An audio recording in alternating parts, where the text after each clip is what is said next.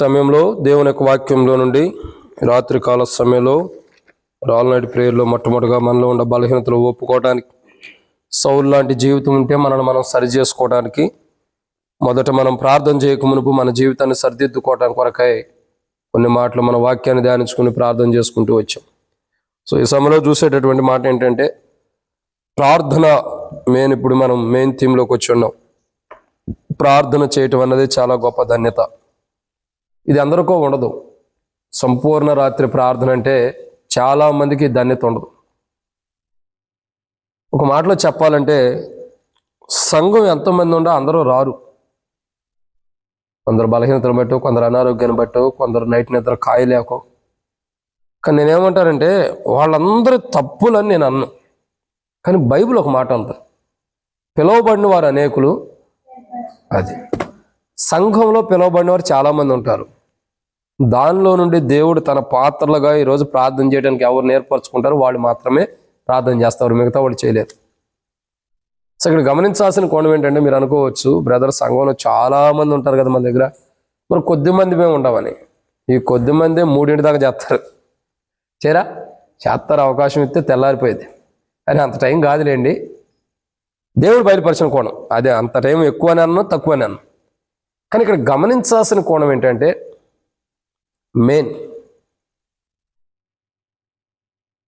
పొట్టేళ్లు క్రొవ్వు అర్పించుట కంటే మాట వినుట శ్రేష్టం. అది మొదటి సమూయేలు గ్రంథం 15వ అధ్యాయం 22వ వచనంలో రాయబడిన మాట. పొట్టేళ్లు క్రొవ్వును అర్పించుట కంటే మాట వినుటయు. అది కాబట్టి ఈరోజు మనం గమనిస్తున్న మాట ఏంటంటే మాట వినటం అన్నది శ్రేష్టం. సో సౌలు జీవితంలో దేవుని శ్రేష్టమైన మాట సౌలు వినకపోవడం ద్వారా తన జీవితం ఎలా ఉందన్నది ఇప్పుడు మనం ఒప్పుకోలు ప్రార్థనలో చూసాం. ఇప్పుడు చూసేటటువంటి అంశం ఏంటంటే దేవుని మాట వినడం ద్వారా శ్రేష్టమైన జీవితం కలిగిన వారు కొంతమంది ఉంటారు. ఆ శ్రేష్టకరమైన జీవితం కలిగిన వారు కొంతమంది ఉంటారు. ఆ శ్రేష్టకరమైన జీవితం కలిగి ఉంటుంది ద్వారా వారు పొందుకున్నవి ఏంటంటే బైబిల్లో కొన్ని ఉన్నాయి. ఎందుకంటే ఒక మాట వింటే అది దేవుని దృష్టిలో శ్రేష్టకరమైనది. ఆ మాట వినటం ద్వారా, ఆ మాట విన్నటువంటి వారి జీవితాల్లో వారు దేవుని ద్వారా పొందుకున్నవి ఏంటంటే చాలా ఉన్నాయి. కానీ ఇక్కడ విషాదం ఏంటంటే మనం కూడా సమూయేలులో ప్రార్థన చేస్తాం. అంటే సమూయేలు చేసిన ప్రార్థన తప్పని నేను అనను సుమి. కానీ సమూయేలు సౌలు కొరకు చేశాడు. సౌలు ఎలాంటి వాడంటే ఇప్పుడు 5 విషయాలు మనం చూసాం. మెయిన్ సమూయేలు కొరకు ప్రార్థన చేయడానికి గల మొదటి రీజన్ ఏంటంటే సమూయేలు కొరకు ప్రార్థన చేయడానికి గల మొదటి రీజన్ ఏంటంటే సౌలుని దేవుడు కొట్టేశాడు. ఎవరిని కొట్టేశాడు? సౌలుని. నువ్వు రాజుగా ఉండడానికి యోగ్యుడు కాదని దేవుడు కొట్టేశాడు. సమూయేలు సౌలు కొరకు ప్రార్థన చేస్తున్నాడు, కానీ దేవుడు సౌలుని కొట్టివేశాడు. ఇప్పుడు సమూయేలు ప్రార్థన చేసినది దేవునికి ఎట్లా ఉంటుంది? సమూయేలు, నువ్వు నా సన్నిధిలో చిన్నప్పటి నుంచి ఎదుగుతున్నవాడు కదా, నేను ఎలాంటి వారి ప్రార్థన వింటానో, ఏ ప్రార్థన వింటానో, ఏది విన్నా కూడా నీకు తెలుసు కదా. కాబట్టి ఇప్పుడు నువ్వు చేసే ప్రార్థన అన్నది నువ్వు చేసావు, కానీ నేనేం చెప్పాలనుకుంటున్నాను అది విను. ఏం చెప్పాలనుకుంటున్నాడు దేవుడు సమూయేలుకి సౌలు గురించి ఏం చెప్పాలనుకుంటున్నాడు అని అంటే స్పష్టంగా దేవుడు చెప్పేస్తున్నాడు, నేను సౌలుని కొట్టివేశాను, ఎందుకంటే అతన్ని రాజ్యం తీసేసి వేరొకరికి ఇచ్చేసానని దేవుడు చెప్పేశాడు. ఇప్పుడు సౌలు నిమిత్తమే, సౌలుకి ఏం బాధ లేదు, సౌలు నిమిత్తమే సమూయేలుకే ఉంది. అరే ఇశ్రాయేలుకి మొట్టమొదటి రాజు, ఈ రాజును దేవుడు విసర్జించాడే. ఒకవేళ నేను ఈ రాత్రల్లా ప్రార్థన చేస్తే, ఈ రాత్రల్లా దేవుని సన్నిధిలో మొరపెడితే, ఈ రాత్రల్లా దేవుని సన్నిధిలో గోచాడితే దేవుడు సౌలుని కనికరిస్తాడేమోనని సమూయేలు చేసిన ప్రార్థన చాలా గొప్పదే. కానీ దేవుడు వినలా. మనం కూడా సమూయేలు వలె రాత్రంతా మనం ప్రార్థన చేసిన దేవుడు వినడు. సమూయేలు వలె రాత్రంతా మనం ప్రార్థన చేసినా దేవుడు వినడు. అది ఒకసారి కొట్టినండి పోండి, ఎలుగులు పోతాయి. దేవుడు వినడు. ఎందుకు వినడు? సమూయేలు వలె మనం ప్రార్థన చేసిన ఎందుకు ఏంటంటే మనం సౌలు లాగా ఉన్నాం. పోనీ మనం ఎవరి కోసం చేస్తున్నాం, వాళ్ళు సౌలు లాగా ఉండా కానీ దేవుడు వినడు. ఏమంటున్నాడు అక్కడ? నేను చెప్పేది విను పూర్తిగా. కొట్టేసేసాను నేను ఇక సౌలుని అంతే. ఏ మానవుడు వచ్చి కూడా, ఒక స్త్రీ వచ్చి ప్రభుని అడుగుతుంది, అయ్యా నాకు 2 కుమారులు ఉన్నారు. 2 జెబెదయి కుమారుని యొక్క తల్లి వచ్చి అంటుంది, నాకు ఎంతమంది ఉన్నారు? నాకు 3 కుమార్తెలండి, నాకు 2 కుమారులు ఉంటారు. ఒకడిని నీ కుడి పక్కన, మరొకడిని ప్రభు అంటాడమ్మా అది నా ఇష్టం కాదు, నా స్వాధీనంలో లేదు. నా ఇష్టం కాదు నా స్వాధీనంలో లేదు. అది పరలోకపు తండ్రి ఉంటాడు, ఆయన స్వాధీనంలో ఉంది తప్ప నా స్వాధీనం లేదు. నువ్వు చెప్పిన మాట వింటాను కదా, నా ఇష్టం కాదు పెట్టుకోవడానికి కుడివైపున ఎడమవైపున, ఆయన అనుమతిస్తే నా కుడివైపున ఒకటి ఎడమవైపున ఒకటి ఉంటాడు. అవునా? అంటే ఇక్కడ గమనించాల్సిన కోణం ఏంటంటే దైవ చిత్తాన్ని దేవుడు బయలుపరిచినప్పుడు దాన్ని అంగీకరించాలి మనం. కాదు ప్రభా వాడు ఎట్టుండా కానీ దేవుని రాజ్యంలో వెళ్ళాలి ప్రభు, ఎట్టుండా నీ సన్నిధిలో ఉండాలంటే నువ్వు ఎట్టుండా ఉండాలనుకుంటున్నావు, దేవుడు ఎట్టా ఉండాలనుకుంటున్నాడు. అట్ట లేనప్పుడు ఈయన పోతాడు ఆడకి, పోతాడు. అది కాదు దేవుడు కోరుకునేది. కొన్ని విషయాలు దేవునికి మనకి కఠినంగా ఉంటాయి మన మధ్యలో, కానీ మనం వాటిని యాక్సెప్ట్ చేయాల్సిందే. దేవునికి మనకు మధ్యలో కొన్ని విషయాలు ఎలా ఉంటాయి? కఠినంగా ఉంటాయి. అంటే ఏంది ప్రభు ఇంత దారుణంగా చేస్తావా అన్నట్టు అనిపిస్తుంది. కానీ మనం ఏం చేయాలా? యాక్సెప్ట్ చేయాల్సిందే. కాదు ప్రభు అదంటే బయలుదేరి ఇంటికి అంటాడు, సరిపోయింది. అది కాదు కావాల్సింది, కరెక్ట్ అయిన విధానం. ఇక్కడ సౌలు యొక్క జీవితం సరిగా లేదు. ఇక సౌలు సంగతి పక్కన పెడదాం, సౌలు సంగతి పక్కన పెట్టేద్దాం. ఇప్పుడు చూసే మాట ఏంటంటే సమూయేలు, మొదటి సమూయేలు గ్రంథం 15వ అధ్యాయంలో సమూయేలు అంటాడు, పొట్టేళ్ళు క్రొవ్వు కలిగిన పొట్టేళ్ళను బలి అర్పించడం కంటేను కొవ్వును అర్పించుకోవడం కంటే, నేను చదువుతా చూడండి, మొదటి సమూయేలు గ్రంథం 15వ అధ్యాయము 22వ వచనం, పొట్టేళ్ళు క్రొవ్వును అర్పించడం కంటే మాట వినుట శ్రేష్టం. కానీ నువ్వు అది వినలేదు. ఎవరితో చెబుతున్నాడు? సమూయేలుతో దేవుడు చెబుతున్నాడు సౌలుని గురించి. సౌలు ఇలాంటి వాడని చెప్పేశాడు. ఇప్పుడు శ్రేష్టకరమైన మాట సౌలు వినలా. సమూయేలు చెప్పాడు, నీ దరిద్రం పట్టింది నీకు, నేను నీ కోసం ప్రార్థన చేసినా దేవుడు వినలేదయ్యా, ఇక నీ చరిత్ర అయిపోయింది. నీ గురించి ఎవడ ప్రార్థన చేసినా దేవుడు ఇన్ని స్టేజ్లో లేడు ఇప్పుడు, ఎందుకంటే నీ చరిత్ర మారిపోయింది. శ్రేష్టకరమైన జీవితాన్ని దేవుడు ఇచ్చాడు, ఎన్నిక లేని గోత్రం నుండి దేవుడు ఇచ్చిన దాన్ని పోగొట్టుకున్నావు కాబట్టి నీ బ్రతుకు అయిపోయిందని చెప్పని మొదటి సమూయేలు గ్రంథం 15వ అధ్యాయం కానించి సౌలు యొక్క పతనం ఆరంభించబడింది. కలవరం, సింహాసనం మీద ఉంటున్నా కానీ కలవరం వస్తుంది, నెమ్మదుంటలా. నేను ఇంతకుముందు చెప్పా కదా, ఒకడు వచ్చి అన్నాడు, ఇదిగో అదుల్లామ గుహలో దావీదు ఉంటాడంటే అప్పుడే వచ్చి సింహాసనం మీద కూర్చుంటాడు. రా పలానా చోట దావీదు ఉంటాడంటే ఈ సింహాసనం మీద వదిలిపెట్టేస్తున్నాడు, పరిగెట్టుకుంటే వెళ్తాడు. నువ్వెవడో ఓ భటుడు అనుకున్నావా? నువ్వెవరమే? ఒక భటుడువా? ఓ పోనీ ఓ సైన్యాధిపతివా? నువ్వెవరమే? ఒక రాజువి. నువ్వు చేసిన పని ఏంటి? ఏడ కూర్చుని సైన్యాధిపతినో సేనాధిపతినో పంపించి పలానా చోట దావీదు ఉంటాడంటే పట్టుకురానే పంపించాలి. ఈయనేం చేస్తున్నాడు? ఇది వదిలిపెట్టి పరిగెట్టుకుంటూ వెళ్ళిపోతున్నాడు. అసలు ఎంత పిచ్చాడు అయిపోయాడంటే దావీదు ఆడ కనపడతాడు చంపేద్దామని వెళ్ళిపోతున్నాడు. విచిత్రం ఏంటి తెలుసా? నేను నిన్న చదివాను, అసలు దావీదు ప్రాణం ఎక్కడుందన్నది నాకు నా డైలీ పోర్షన్ చదివితేనే క్లారిటీగా అర్థమైంది. అందుకే డైలీ పోర్షన్ చదవాలి. డైలీ పోర్షన్ ఎట్టా? ఈరోజు ఏ వాక్యం చెప్పాడు అక్కడి నుంచి మొదలయ్యొద్దు. ఇంకా డైలీ పోర్షన్ ఎట్ట చదువుతారు? ఇట దీటు ఏడొత్తే ఆడ చదువుకుంటే వెళ్తాం. అది కాదు చదవటం అంటే, కంటిన్యూషన్గా చదివితే అర్థమైంది. నేను ఇవాళ చదువుతూ వస్తుంటే నాతో దేవుడు మాట్లాడుతున్నాడు. అండర్లైన్ చేసి పెట్టాను నా యొక్క డైలీ పోర్షన్ చదువుకునే బైబిల్లో. అంటే 2-3 బైబిల్లో ఉంటాయి నాకు. ఆ డైలీ పోర్షన్ చదువుకునే బైబిల్లో అండర్లైన్ చేసి పెట్టా.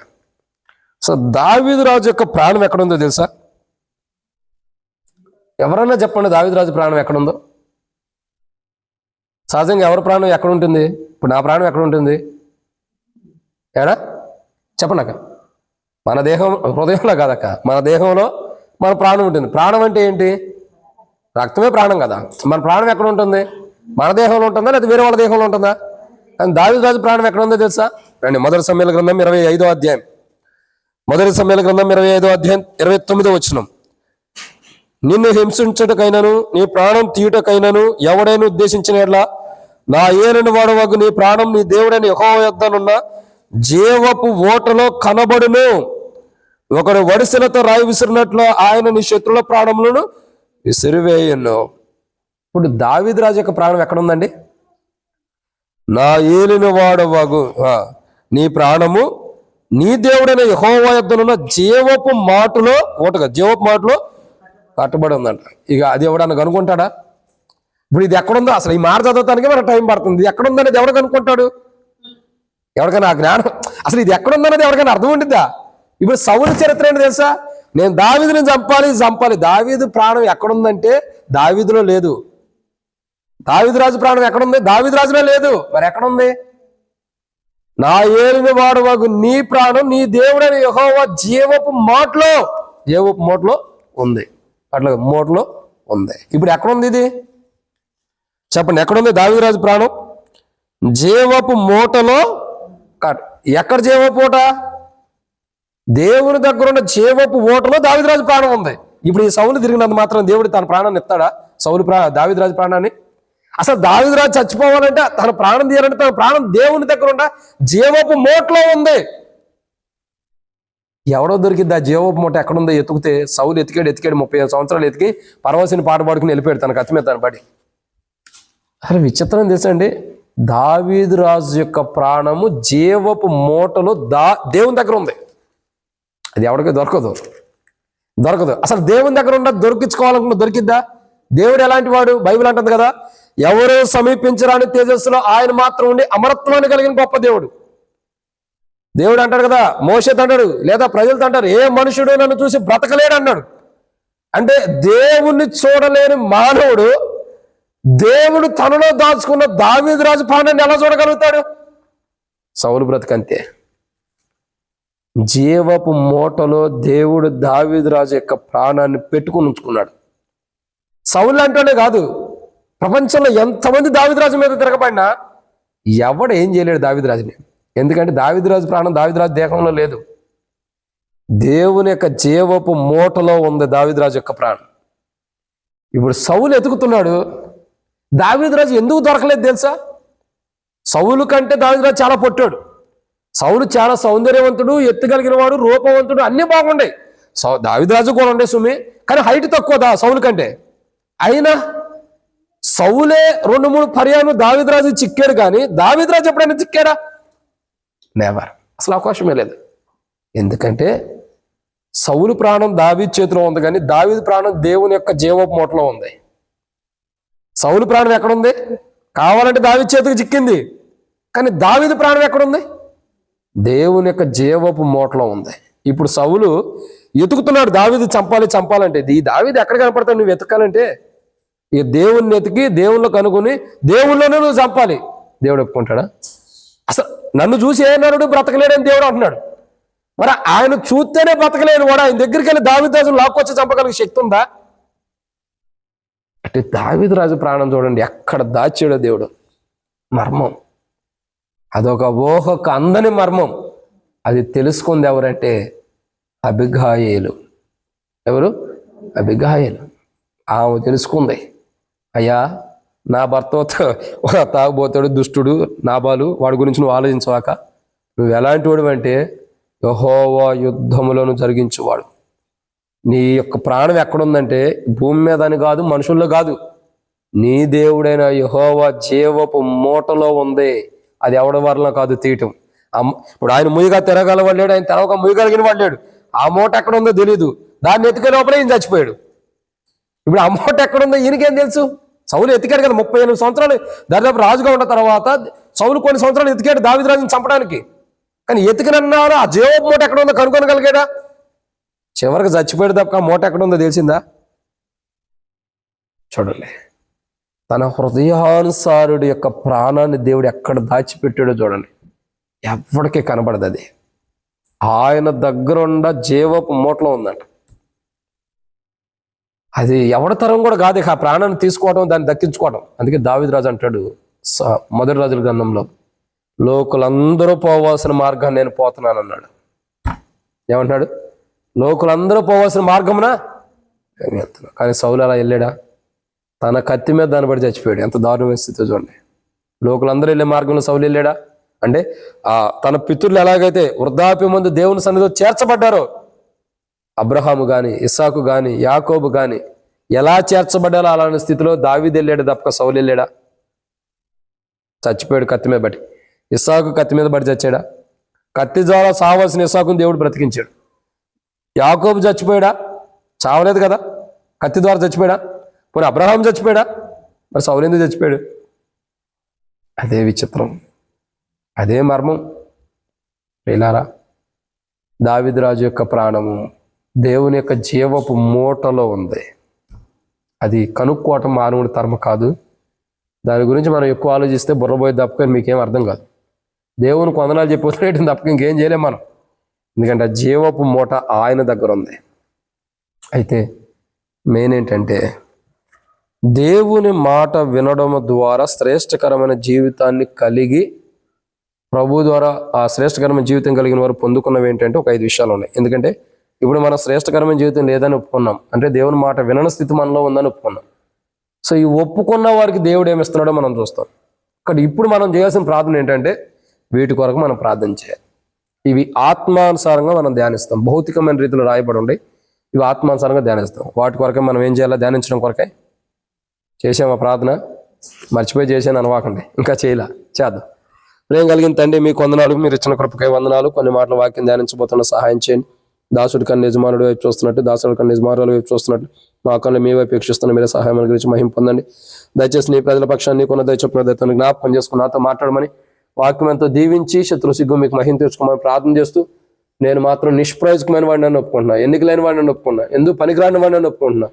నన్ను నేను ఖాళీ చేసుకున్న ప్రభావ నీవే నాలో వసించి నీ ప్రజలైన వారికి అవసరమైన మాటలు అనుగ్రహించి మహిమ పొందండి. దాసుడు కన్నులు యజమానుడి వైపు చూస్తున్నట్లు, దాసుల కన్నులు యజమానుల వైపు చూస్తున్నట్టు మా కన్నులు మీ వైపు వీక్షిస్తున్నాయి. మీరు సహాయం గురించి మహిమ పొంది గొప్ప కార్యం చేయమని ప్రభువైన యేసుక్రీస్తు నామములో విశ్వాసంతో ప్రార్థన చేస్తున్నాను తండ్రి, ఆమేన్. కాబట్టి ప్రియులారా, ఇక్కడ మనం గమనించాల్సిన కొన్ని ఏంటంటే త్వరగా చూద్దాం. ప్రభు చిత్తమైతే రాత్రి త్వరగా ప్రార్థన చేద్దాం, ప్రార్థనలో ప్రవేశిద్దాం. కాబట్టి దానికి ముందులో మనం కొన్ని మాటల వాక్యం ధ్యానించి వాక్య పేరులో ప్రార్థన చేద్దాం. రండి, దేవుని వాక్యాన్ని చూసినట్లయితే దేవుని మాట వినడం ద్వారా శ్రేష్టకరమైన జీవితం కలిగిన వారు ఎవరు? ఆ శ్రేష్టకరమైన జీవితం ద్వారా వారు పొందుకున్నవి ఏంటంటే ఒక 5 విషయాలు చూడొచ్చు. 5 గురించి 5 కొన్నాలు. సో మొదటిగా ఏంటి అని అంటే, రండి ఆదికాండం 21వ అధ్యాయం 12వ వచనం. ఆదికాండము 21వ అధ్యాయం 12వ వచనం. ఆదికాండము 21వ అధ్యాయం 12వ వచనం. అయితే దేవుడు ఈ చిన్నవారిని బట్టి ఈ దాసిని బట్టి నీవు దుఃఖపడవద్దు. సారా నీతో చెప్పు ప్రతి విషయంలో ఆమె మాట వినుము. ఇస్సాకున్న అయినదియే నీ సంతానం అనబడు. చాలండి. ఇక్కడ మొదటి మాటను మనం చూస్తున్నాం.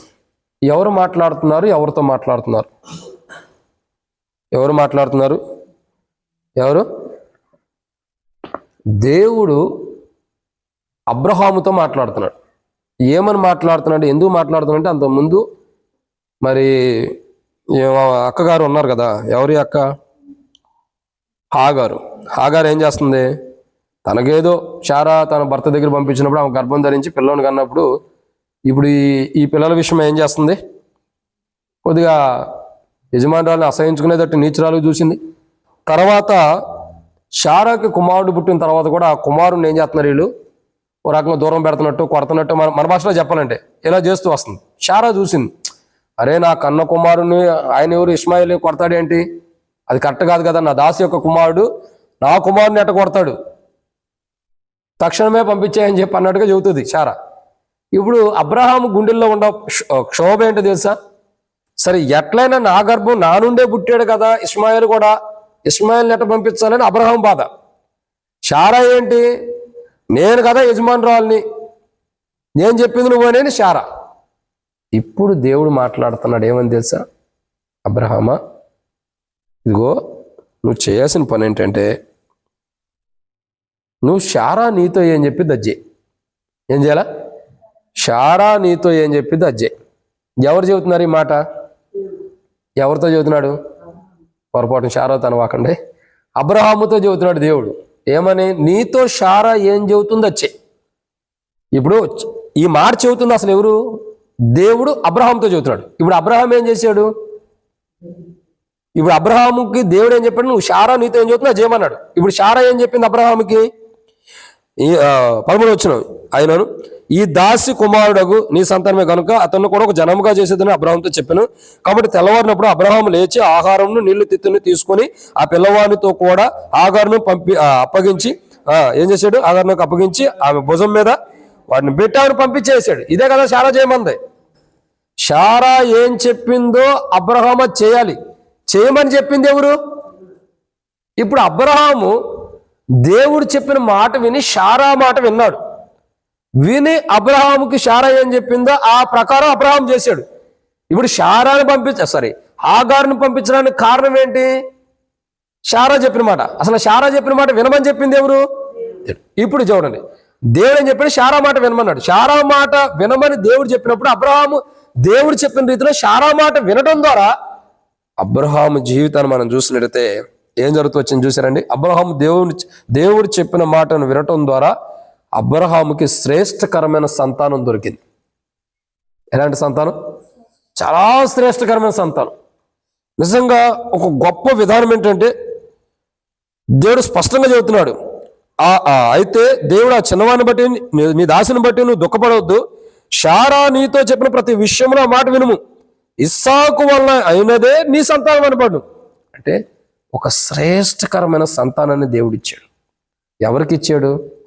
శారాకి ఇచ్చాడు. ఈ సంతానం ఎలాంటి చెప్పండి? ఈ శ్రేష్టకరమైన సంతానం అని నేను ఎందుకు అంటున్నానంటే, మొదటి సమూయేలు గ్రంథంలో 15వ అధ్యాయంలో మనం చూసినట్లయితే 20-21 వచనాల్లో ఏమన్నది మనం చూసిన మాట? పొట్టేళ్ల క్రొవ్వును అర్పించుట కంటే మాట వినుట. ఇప్పుడు అబ్రహాము చేసిన పని ఏంటి? పొట్టేళ్ళు అర్పిస్తున్నాడా, మాట వింటున్నాడా? ఇప్పుడు అబ్రహాము జీవితం ఎలా ఉంది? శ్రేష్టకరమైనది ఉంది. ఇప్పుడు అబ్రహాము మాట, దేవుని మాట వినడం ద్వారా శ్రేష్టకరమైన వాడికి ఎంచబడ్డాడు కాబట్టి తన సంతానం ఎలా ఉంది? అబ్రహాము శ్రేష్టకరమైన వాడికి ఉన్నప్పుడు అబ్రహాము సంతానం దరిద్రంగా ఉండిద్దా? అది చెప్పండి. అబ్రహామేమో మంచి తీయగా ఉండేటటువంటి మామిడి పండులాగా ఉంటాడు అనుకోండి, సపోజ్. ఇప్పుడు అబ్రహాము కుమారుడు చేదుగా ఉండే ద్రాక్షలాగా ఉంటాడా? కాదు కదా. మరి ఎలా ఉంటాడు? అలాగే ఉంటాడు కదా. ఇప్పుడు అబ్రహాము శ్రేష్టకరమైన వాడిగా దేవుని మాట విని శ్రేష్టకరమైన వాడిగా అయినప్పుడు అబ్రహాము నుండి వచ్చిన ఇస్సాకు అనే సంతానం ఎలా ఉంది? శ్రేష్టకరమైన. ఇప్పుడు నేను చెప్పాలనుకున్న దేవుడు బయలుపరుస్తున్న ఆలోచన ఏంటంటే, అక్క నువ్వు అటు ఇటు చేసి ఆ లైట్ బడాయి వాక మొన్నే తెచ్చింది, అది కొన్ని సంవత్సరాలు ఉండాలి. కూర్చో, కింద కూర్చో. కానీ దేవుని వాక్యాన్ని చూసినట్టయితే ఒక శ్రేష్టకరమైన సంతానాన్ని దేవుని మాట వినటం ద్వారా అబ్రహాం పొందుకున్నాడు. ఈరోజు ఒక సంఘం అంటే ఒక మందిరము కానీ, మందిరంలో నూతనాత్మలు రావాలన్నా, క్రొత్త ఆత్మలు పొందుకోవాలన్నా ఫస్ట్ మనం దేవుని మాట విన్న శ్రేష్టకరమైన వారికి ఉండాలి. ఎలా ఉండాలండి? దేవుని మాట విన్నటువంటి శ్రేష్టకరమైన వారుగా. అబ్రహాము దేవుని మాట విన్నటువంటి రీతిలో శ్రేష్టకరమైన వాడికి ఉన్నాడు కాబట్టి ఇప్పుడు అబ్రహాము సంతానం ఎలా ఉంది? శ్రేష్టకరమైనది ఉంది. ఇప్పుడు ఈడకొచ్చే నూతన ఆత్మలైనా లేదా కొత్త ఆత్మలు దేవుడు తీసుకురావాలన్నా అవి ఎలా ఉండాలా? ఇసుకలో ఇల్లు కడితే ఏమైంది? కూలిపోదు. వాన వచ్చినప్పుడు అడుపడిద్ది, ఇటుపడిద్ది, ఏటో ఒకటి పోయింది. అట్లాంటి ఆత్మలు కాదు కావాల్సింది. ఈరోజు ఈ రాత్రి మనం ప్రార్థన చేస్తున్నామంటే ఫస్ట్ మనం అబ్రహాములాగా దేవుని మాట విని శ్రేష్టకరమైన జీవితం కలిగి ఉండాలి. ఆ జీవితాన్ని కలిగి మనం ప్రార్థన చేసినప్పుడు అబ్రహాము సంతానం ఎలా శ్రేష్టకరమైనది ఉందో అలాంటి శ్రేష్టకరమైనటువంటి దివ్యమైనటువంటి నూతన ఆత్మల్ని దేవుడు మనకిస్తాడు. ఆ ఇచ్చే ఆత్మలు ఎలాంటివి? ఎలీషన్న నీకు బుద్ధి లేదన్నా అనుకో, సేవకు నాకు బుద్ధి లేదన్నాడు అని చెప్పి రేపు మానేస్తాడు అన్నట్టు అంటాడు కాదులే, ఏదైనా భరేస్తాడు. చదువుతున్నా పోనీ ఈ పిల్లలు తిట్టామనుకో, వీళ్ళు అసలే ఫైర్ బ్రాండ్లు. ఏదైనా అంటే చాలు ఫస్ట్ మన మీద మొహం మీద ఎట్లా ఉంటారు, ఇంకా జోతక్క అన్నావా తల ఉంచుకునేది. కానీ వీళ్ళు అయితేనా ఇంకా డేంజర్. అదే రేపు ఒక సేవకి వెళ్ళి 2 దూతల గురించి నేను చదువుతున్నా, దేవదూతల గురించి. మాట చేస్తే చాలు గేటు బయటకు కూడా సనుకులు కొనుక్కుని ఉంటాయి. అందుకే వీళ్ళకి ఏం చెప్పలేము, మనం వయసు అయిపోయింది కాబట్టి మనమే అర్థం చేసుకోవాలి. కొంతమంది ఇలా ఉంటారు, కానీ ఇలాంటి ఆత్మలు కాదు దేవుడు తీసుకురావాలనుకుంది. శ్రేష్టకరమైన ఆత్మలు, అవి దేవుని దృష్టిలోనే శ్రేష్టకరమని. ఇంకో కోణం చెప్పాలంటే దేవుడు ఒక శ్రేష్టకరమైన సంతానం నీకు ఇవ్వాలంటే ఫస్ట్ ఆఫ్ ఆల్ నువ్వు శ్రేష్టకరమైన విధానంలో దేవుని సన్నిధిలో ఉండాలి. విచిత్రం విషాద కాదు ఏంటి తెలుసా? పెళ్లి కాని వాళ్ళు 2 ఉండారు, పెళ్ళై పిల్లలు పుట్టిన వాళ్ళం, వృద్ధాప్యలు ఉండేవాళ్ళం కొంతమంది ఉండం. గర్భఫలం కావాల్సిన వాళ్ళు ఎవరైనా ఉండాలేడా? మనం ఎవరి కోసం ఇప్పుడు ప్రార్థన చేయాలా? ఎవరి కోసం ప్రార్థన చేయాలి? లిస్ట్ అయితే ప్రిపేర్ అయిపోయింది. ఏంటి ఆ లిస్టు? మాకు గర్భఫలం లేదు, మా పిల్లలకు గర్భఫలం లేదు, మా కూతురుకు, మా తల్లి కానీ మా తల్లి కానీ మా పిల్లలు కానీ మనం అంటాం. అసలు ఇక్కడ విచిత్రం ఏంటంటే గర్భఫలం లేని వాళ్ళ కోసం మనం ప్రార్థన చేస్తున్నాం, కానీ వాళ్ళు దేవుని సన్నిధికి వచ్చి శ్రేష్టకరమైన జీవితం లేకపోతే సరిదిద్దుకుని ఆ శ్రేష్టకరమైన సంతానం వారి ద్వారా దేవుడు అనుమతించాలని ప్రార్థన చేసుకునే వాళ్ళు లేరు. అదే విషాదం. అదే ప్రార్థన ఎవరి కోసం చేస్తే వాళ్ళు ఉండరు. ఎవరి కోసం ప్రార్థన చేయడానికి మనం వచ్చామో వాళ్ళు ఉండరు, ఇక మనమే ప్రార్థన చేసి గుండెలు బాదుకొని ప్రార్థన చేసి వెళ్ళాలి, వాళ్ళకి గర్భఫలాలు ఇవ్వు, వాళ్ళకి అది ఇది అని. నేను అనే మాట మీకు అర్థమవుతుందా లేదో? అబ్రహాము శ్రేష్టకరమైన వాడు కాబట్టి తన సంతానం శ్రేష్టకరమైంది అయింది. అబ్రహాము సరైన విధానం లేకపోతే తన సంతానం శ్రేష్టకరమైంది అయ్యేదా? గుర్తుపెట్టుకోండి, శ్రేష్టకరమైనది కావాలంటే మొదట మనం శ్రేష్టకరమైన వారుగా, అంటే దేవుని మాట వింటమే శ్రేష్టకరమైన జీవితం. అలాంటి జీవితాన్ని మనం కలిగి ఉండాలా. తర్వాత శ్రేష్టకరమైన సంతానం కొరకు మనం ప్రార్థన చేయాలి. కానీ అది లేదు. విషాదం ఏంటంటే ఆ జీవితం లేదు. ఇప్పుడు మనం ప్రార్థన చేస్తాం ఏమని? ప్రభా, మందిరం నూతన ఆత్మలు రావాలి ప్రభా, ఎన్నో ఆత్మలు సమకూర్చు ప్రభా, కొత్త ఆత్మలు సమకూర్చు ప్రభా, గొప్ప కార్యం చేయ ప్రభా అని ప్రార్థన చేస్తాం. అసలు దేవుడు ఎలాంటి ఆత్మను తేవాలని నువ్వు ఇష్టపడుతున్నా? శ్రేష్టకరమైన ఆత్మను దేవుడు తేవాలంటే నువ్వు ఎలా ఉండాలి? రోజు కొట్టుకుంటా తిట్టుకుంటా మందిరాల్లో బయట ఇంటికాడ బయట ఈ గల్లీ మొత్తం ఏర్పడేటట్టుగా తిట్టుకుంటా కేకలు వేసుకుంటుండి మందిరానికి వచ్చే ప్రభా శ్రేష్టకరమైన ఆత్మను తెమ్మంటే దేవుడు నీ ప్రార్థన వినటానికి ఏమైనా ఖాళీగా ఉండాడా? ఎంతో మంది పరిశుద్ధులు రాత్రిపూట ప్రార్థన చేసేవాళ్ళు ఉన్నారు. ఈరోజు కొన్ని వేల సంఘాల్లో ఆల్రెడీ ప్రేయర్లు జరుగుతున్నాయి. నీ ఒక్క ప్రార్థన ఏంటాడు దేవుడు? వాళ్ళ ప్రార్థన వినడా? నువ్వు చేసేదే సరిగా లేదు, ఇంక నీ ప్రార్థన ఎందుకు వింటాడు? ఫస్ట్ ఆఫ్ ఆల్ ఇక్కడ విషయం ఏంటంటే, ఎప్పుడైనా గుర్తుపెట్టుకుని మనం ప్రార్థన చేయాలంటే మనలో మనం ఖాళీ చేయబడి దేవుని స్వరూపంలోకి వచ్చేయాలి. అప్పుడు దేవుడు మన ప్రార్థన వింటాడు. అబ్రహాము శ్రేష్టకరమైన దేవుని మాట విన్నాడు కాబట్టి శ్రేష్టకరమైన వాడు ఉన్నాడు. ఇప్పుడు అబ్రహాము సంతానం ఎలా ఉంటుంది? శ్రేష్టకరమైనది ఉంటుంది. మనం శ్రేష్టకరమైన వారికి ఉంటే సంఘంలో నూతన ఆత్మలు శ్రేష్టకరమైనవి ఉంటాయి. జల్లిడి తీసి తీసుకొస్తాడు దేవుడు. మళ్ళీ ఇక్కడికి వచ్చిన తర్వాత జల్లిడే అవసరంలా. ఎలాంటి ఆత్మలు తీసుకొస్తాడు దేవుడు?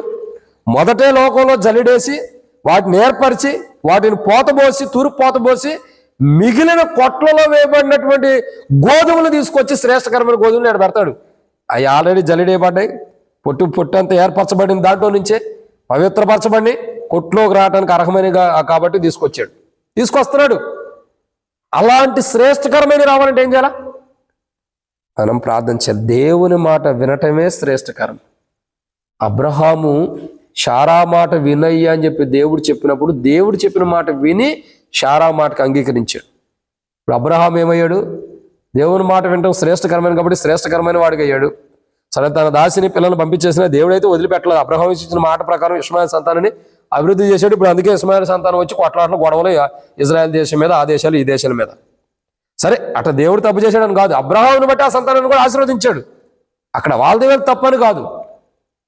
కారణం అబ్రహాము లాంటి జీవితం మనకు ఉండాలి, శ్రేష్టకరమైన దేవుని మాట వినే జీవితం. తర్వాత అప్పుడు మన కుటుంబం కూడా మన సంతానం కూడా శ్రేష్టకరమైనది వచ్చింది. అసలు దేవుని మాట వినేది లేకపోతే ఇంకేడుంటాం? సో ఇది మొదటి కోణం.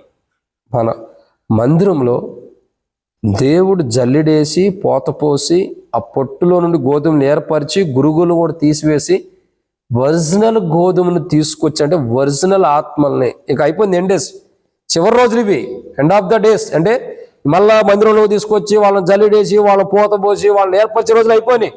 డైరెక్ట్గా ప్రభు తీసుకొచ్చేటప్పుడే వాళ్ళని జల్లిడేసి తీసుకొచ్చేస్తున్నాడు.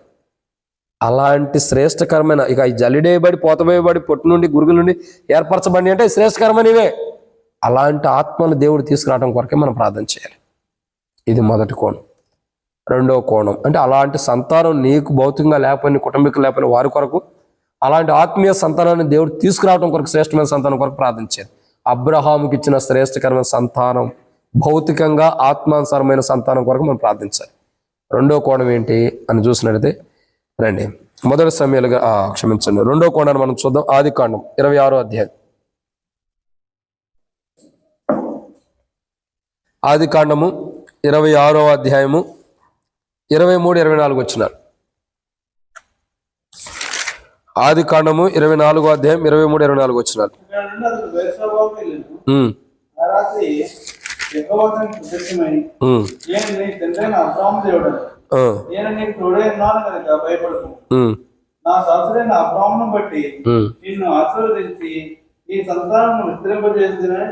చాలన్నా అక్కడ మనం చూస్తున్న రెండో కోణాన్ని చూస్తున్నాం.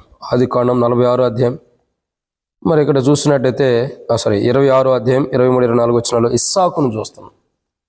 ఇస్సాకు యొక్క జీవితం మనకు ఏం నేర్పిస్తుందంటే, ఇస్సాకుతో దేవుడు ఏమంటున్నాడు? 23, 24 వచ్చిన అక్కడ నుండి అతడు బెయేర్షెబాకు వెళ్ళెను. ఆ రాత్రి యెహోవా అతనికి ప్రత్యక్షమై, నేను నీ తండ్రి అయిన అబ్రహాము దేవుడను, నేను నీకు తోడైనాను కనుక భయపడకము. నా దాసుడైన అబ్రహామును బట్టి నిన్ను ఆశీర్వదించి నీ సంతానం విస్తరింపజేసేదనని చెప్పాను. కాబట్టి ఇక్కడ రెండో కోణం ఏంటంటే, ఎవరు చెబుతున్నారు ఈ మాట? దేవుడు. ఎవరితో చెబుతున్నాడు? ఇస్సాకుతో దేవుడు చెప్పడం ద్వారా ఇప్పుడు ఇస్సాకు ఏం చేస్తున్నాడు? దేవుని మాట వింటున్నాడు. దేవుని మాట వినటం ద్వారా ఏంటి? ఒకడు పొట్టేళ్ల క్రొవ్వును దేవునికి అర్పించడం కంటే మాట వినుట శ్రేష్టం. ఇప్పుడు అబ్రహాము మాట విన్నాడు, అక్కడ దేవుని దృష్టిలో శ్రేష్టకరమైన వాడిగా అయ్యాడు కాబట్టి తనకు పుట్టిన సంతానాన్ని కూడా దేవుడు శ్రేష్టకరమైన సంతానాన్ని ఉంచాడు. శ్రేష్టకరమైన కాని సంతానాన్ని బయటికి పంపించేశాడు. రెండోది అంటే మనం కూడా దేవుని దృష్టిలో శ్రేష్టకరమైన వారికి ఉంటే మనకి ఏది శ్రేష్టకరమైనది అది ఇస్తాడు. శ్రేష్టకరమైన కాని దాన్ని మన నుండి దేవుడు దూరం చేసేస్తాడు. దాని గురించి మనం బాధపడకూడదు. అబ్రహాము బాధపడుతుంటే దేవుడు చెప్పాడు, నువ్వేం బాధపడదు, నేను చూసుకుంటాను. రెండో విషయం ఏంటంటే, ఇక్కడ మనం చూస్తున్నమాట రెండో వ్యక్తి ఎవరంటే ఇస్సాకు యొక్క జీవితాన్ని మనం చూసినట్టే, ఇస్సాకు దేవుని మాట వినడం ద్వారా తన సంతానం ఏం చేయబడుతుందండి? ఇప్పుడు అక్కడ రాయబడి అనమాట, విస్తరించబడుతుంది. ఏమవుతుందండి? విస్తరించబడటం. చూడండి, విస్తరించబడటం అంటే అర్థం ఏంటి? సంతానం విస్తరించబడటం అంటే అర్థం ఏంటి? విస్తరించబడటం అంటే అర్థం ఏంటి? వ్యాపింపు చేయబడటం అంటే అర్థం ఏంటి? విస్తరించబడ్డం. దీని చుట్టూరే తిరుగుతాం, భూమిని తన చుట్టూ తనకు ఉండగా తిరిగినట్టు. అది కాదు, విస్తరించడము, ఫలించడం. దానికి ఒక ఎగ్జాంపుల్ ఏంటంటే, ఐగుప్తికి ఎంతమంది వెళ్ళారు? ఐగుప్తికి? ఐగుప్తులు ఉండేవారు కాకుండా ఎంతమంది వెళ్ళి ఉంటారు? ఇక్కడ నుండి యాకోబుతో పాటు ఎంతమంది వెళ్ళారు?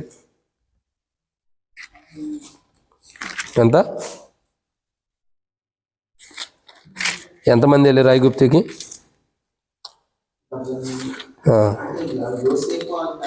వాళ్ళ ఫ్యామిలీ కాకుండానా? అవునా? 70. ఎంతమంది వెళ్ళారనా? 70 మంది. చూడండి, ఆదికాండం 46వ అధ్యాయం 26-27 వచనాలు.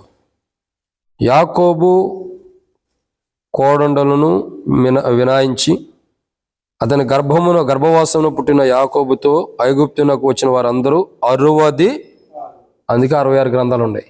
ఎంతమంది వచ్చారు ఐగుప్తికి? 66 మంది. ఐగుప్తులు అతనికి పుట్టిన యోసేపు కుమారులిద్దరూ, ఐగుప్తునకు వచ్చిన యాకోబు కుటుంబం వారందరూ ఎంతమంది?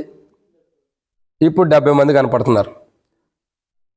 నిర్గమాకాండము 3వ అధ్యాయం మొదటి అధ్యాయంలో కనపడుతుంది, 2వ అధ్యాయంలో కనపడింది, 3వ అధ్యాయం 4వ అధ్యాయం తర్వాత చూస్తే వాళ్ళు బయటకు వచ్చిన తర్వాత వాళ్ళు ఎంతమంది ఉంటున్నారు? 14వ అధ్యాయంకి వచ్చేసరికి 6 లక్షల మంది ఉంటున్నారు. వెళ్ళిన వాళ్ళు ఎంతమంది? 66 మంది. అక్కడ ఉంది ఎంతమంది? ఓ 4 వేసుకో, మొత్తం 70 మంది అక్కడ ఉండారు. అవునా? ఐగుప్తులో ఉంది 70 మంది. ఇప్పుడు ఎంతమంది అయ్యారు? 6 లక్షల మంది. ఇదే విస్తరింపజేయటం అంటే. విస్తరింపబడటం అంటే ఏంటి? 66 మంది 70 మంది అయ్యారు. 70 మంది ఇప్పుడు ఎంతమంది అయ్యారు? 6 లక్షల మంది. దేవుడు విస్తరింపచేసే అనుభవం ఇంపార్టెంట్. ఇప్పుడు మనం కూడా ఈ స్థితి, 66 మంది 70 అయ్యాం. 70 మంది ఇప్పుడు ఎంత అవ్వాలా? 100 మంది అనవాకండి, 6 లక్షల మంది కాలుబలం కావాలి. అది దేవునికి అసాధ్యమా? అసాధ్యం కాదు. ఇప్పుడు గమనించాల్సిన విషయం ఏంటి తెలుసండి? రాజులు వాళ్ళని అణిచే కొద్దీ వాళ్ళు పెరుగుతూ వచ్చారు. ఇంకా మీకు అర్థం చేసుకోండి, రాజులు వాళ్ళని ఎంత అణిచివేయాలనుకుంటే అంతమంది పుట్టుకుంటూ వచ్చారు సమృద్ధిగా. అంటే వారిని అణిచివేయలేకపోతున్నారు రాజులు కూడా. ఇక్కడ గమనించాల్సిన కోణం ఏంటంటే, దేవునికి అసాధ్యమైనట్టు ఏమీ లేదు. 70 మందిని 6 లక్షల కాలుబలంతో తీసుకొస్తున్నారంటే ఒక మాట చెప్పమంటారా? అసలు ఈ అబ్రహాము, ఇస్సాకు, యాకోబులు ఎవరో కూడా తెలియని ప్రజలు కూడా ఉంటారు కొంతమంది. ఆ సంతానంలో పూర్తిగా తెలియని వాళ్ళు కూడా కొంతమంది ఉంటారు. అంటే 70 మందిని 6 లక్షల మందిగా దేవుడు చేశాడంటే అదే విస్తరించబట్టం అంటే. ఇప్పుడు గమనించాల్సిన కోణం ఏంటంటే, 100 కొద్ది మంది అయినా సంఘంలో ఏం చేయాలి? దేవుడు విస్తరింపజేయాలి. ఇప్పుడు 70 మంది 700 మంది అవ్వాలని ఆశ కాదు కావాల్సింది. 70 మంది ఎంతమంది అయ్యారు? 6 లక్షల మంది. అంటే ఎన్ని రెట్ల ఆశీర్వాదాలు దేవుడు ఇచ్చాడు చూడండి. ఎన్ని రెట్లు అధికమైన ఆశీర్వాదాన్ని దేవుడు ఇచ్చాడు. ఈరోజు మన ప్రార్థన ఏంటంటే, దేవుని మాట, ఒక్క మాట ఇస్సాకు వినటం ద్వారా తన తాను ఒకడే కదా. ఇస్సాకు ఎంతమంది? ఒకడే. తన అన్నతో సంబంధం లేదు, ఆ సంతానం వేరు, తన తల్లి గర్భవాసన పుట్టినోడు కాదు కదా. ఇస్సాకు ఒక్కడే. అబ్రహాముకి ఎంతమంది ఉన్నారు? సహోదరులు 2 ఉన్నారు. కానీ ఇస్సాకుకి ఒక్కడే. ఇస్సాకు ఒంటరివాడే. కానీ ఈ ఒంటరివాడికి దేవుని మాట విన్నాడంటే, దేవుని మాట వినటం ద్వారా శ్రేష్టకరమైన జీవితాన్ని ఒంటరివాడు పొందుకోవటం ద్వారా ఏం జరిగింది? 6 లక్షల మందికి తండ్రిగా చేయబడ్డాడు. అది విస్తరించబట్టం అంటే ఒంటరివాడు ఒక్కడే. కానీ ఒక్కడే ఎంతమందికి అయ్యాడు? ఎంతమంది అయ్యాడు? 6 లక్షల మంది. ఇప్పుడు దేవుడు ఏమంటాడు? నేను అబ్రహాము దేవుడను, ఇస్సాకు దేవుడను, యాకోబు యొక్క దేవుడిని అంటున్నాడు. మీ పితరుల యొక్క దేవుడిని, మీ తండ్రి యొక్క దేవుడిని నేను అంటున్నాడు. అంటే అర్థం ఏంటి? ఇస్సాకు దేవుని మాట వినటం ద్వారా శ్రేష్టకరమైన వాడికి చేయబడ్డాడు కాబట్టి అతని సంతానాన్ని దేవుడు ఏం చేశాడు? అతడు శ్రేష్టకరమైన వాడిగా చేయబట్టడం ద్వారా దేవుని మాట విని ఇప్పుడు ఇస్సాకు ఏమయ్యాడు? విస్తరించబడినటువంటి సంతానాన్ని పొందుకున్నాడు. దేవుని ద్వారా విస్తరింపజేయబడినటువంటి సంతానాన్ని పొందుకుంటూ వచ్చాడు. ఇప్పటికీ మనం ఎవరి సంతానం చెప్పండి? అబ్రహాము తర్వాత యాకోబు అని ఎవరు అనరు. ఏ సంతానం అంటారు? ఇస్సాకు వల్ల అయిన సంతానమే మనం అంటారు. ఒక్క మనిషి ఎంతగా విస్తరింపజేయబడ్డాడు చూడండి. ఒక్కడే, అదిగాక ఎప్పుడో వృద్ధాప్య మంది పుట్టినవాడు. ఆ ఒక్కడు ద్వారా వచ్చిన సంతానం, ఆ తల్లి ఎవరామె? రెబెకా. ఆమె ద్వారా పుట్టినటువంటి సంతానం ఇప్పుడు ఎక్కడి దాకా వచ్చింది?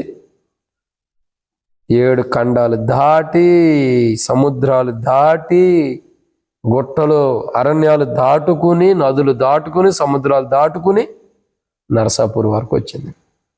ఇది విస్తరింపబట్టం కదా. నేనేమంటానంటే, మనం నదుల్లో అవి దాటి వెళ్ళలేములేండి.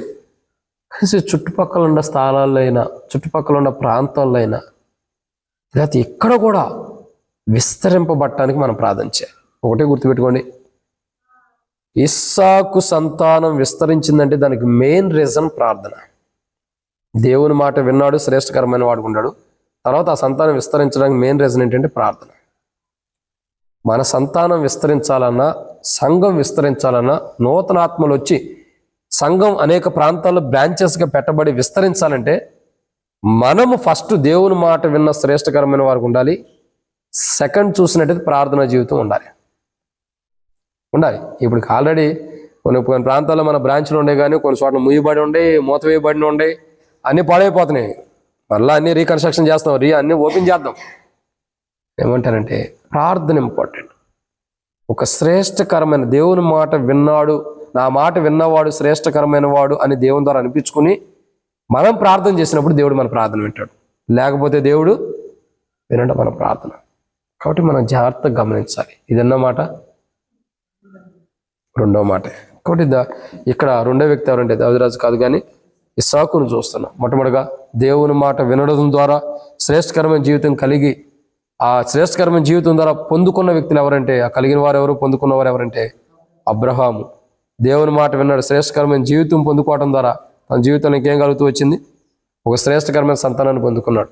ఇస్సాకు దేవుని మాట విన్నాడు అంటే శ్రేష్టకరమైన వాడికి చేయబడ్డాడు. తద్వారా తన సంతానం ఏమవుతుంది? ఒంటరివాడే. ఇప్పుడు ఎంతమంది అయ్యాడు? 6 లక్షల మంది అయ్యాడు.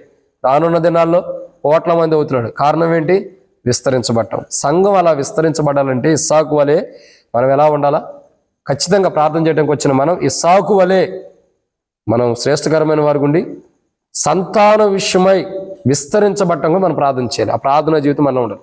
ఓ శ్రేష్టకరమైన వారు అటమే కాదు, ఆ ప్రార్థన జీవితం కూడా మనలో ఉన్నప్పుడు ఖచ్చితంగా సంఘం విస్తరించబడింది. మనం వచ్చింది మన కోసం కాదు, సంఘం విస్తరింపజేయబడటానికి దేవుని కృప మనకి ఇవ్వాలని, ఆ దేవుని కృప ద్వారా సంఘం అభివృద్ధి పొందాలని మనం ప్రార్థన చేయడానికి వచ్చాం.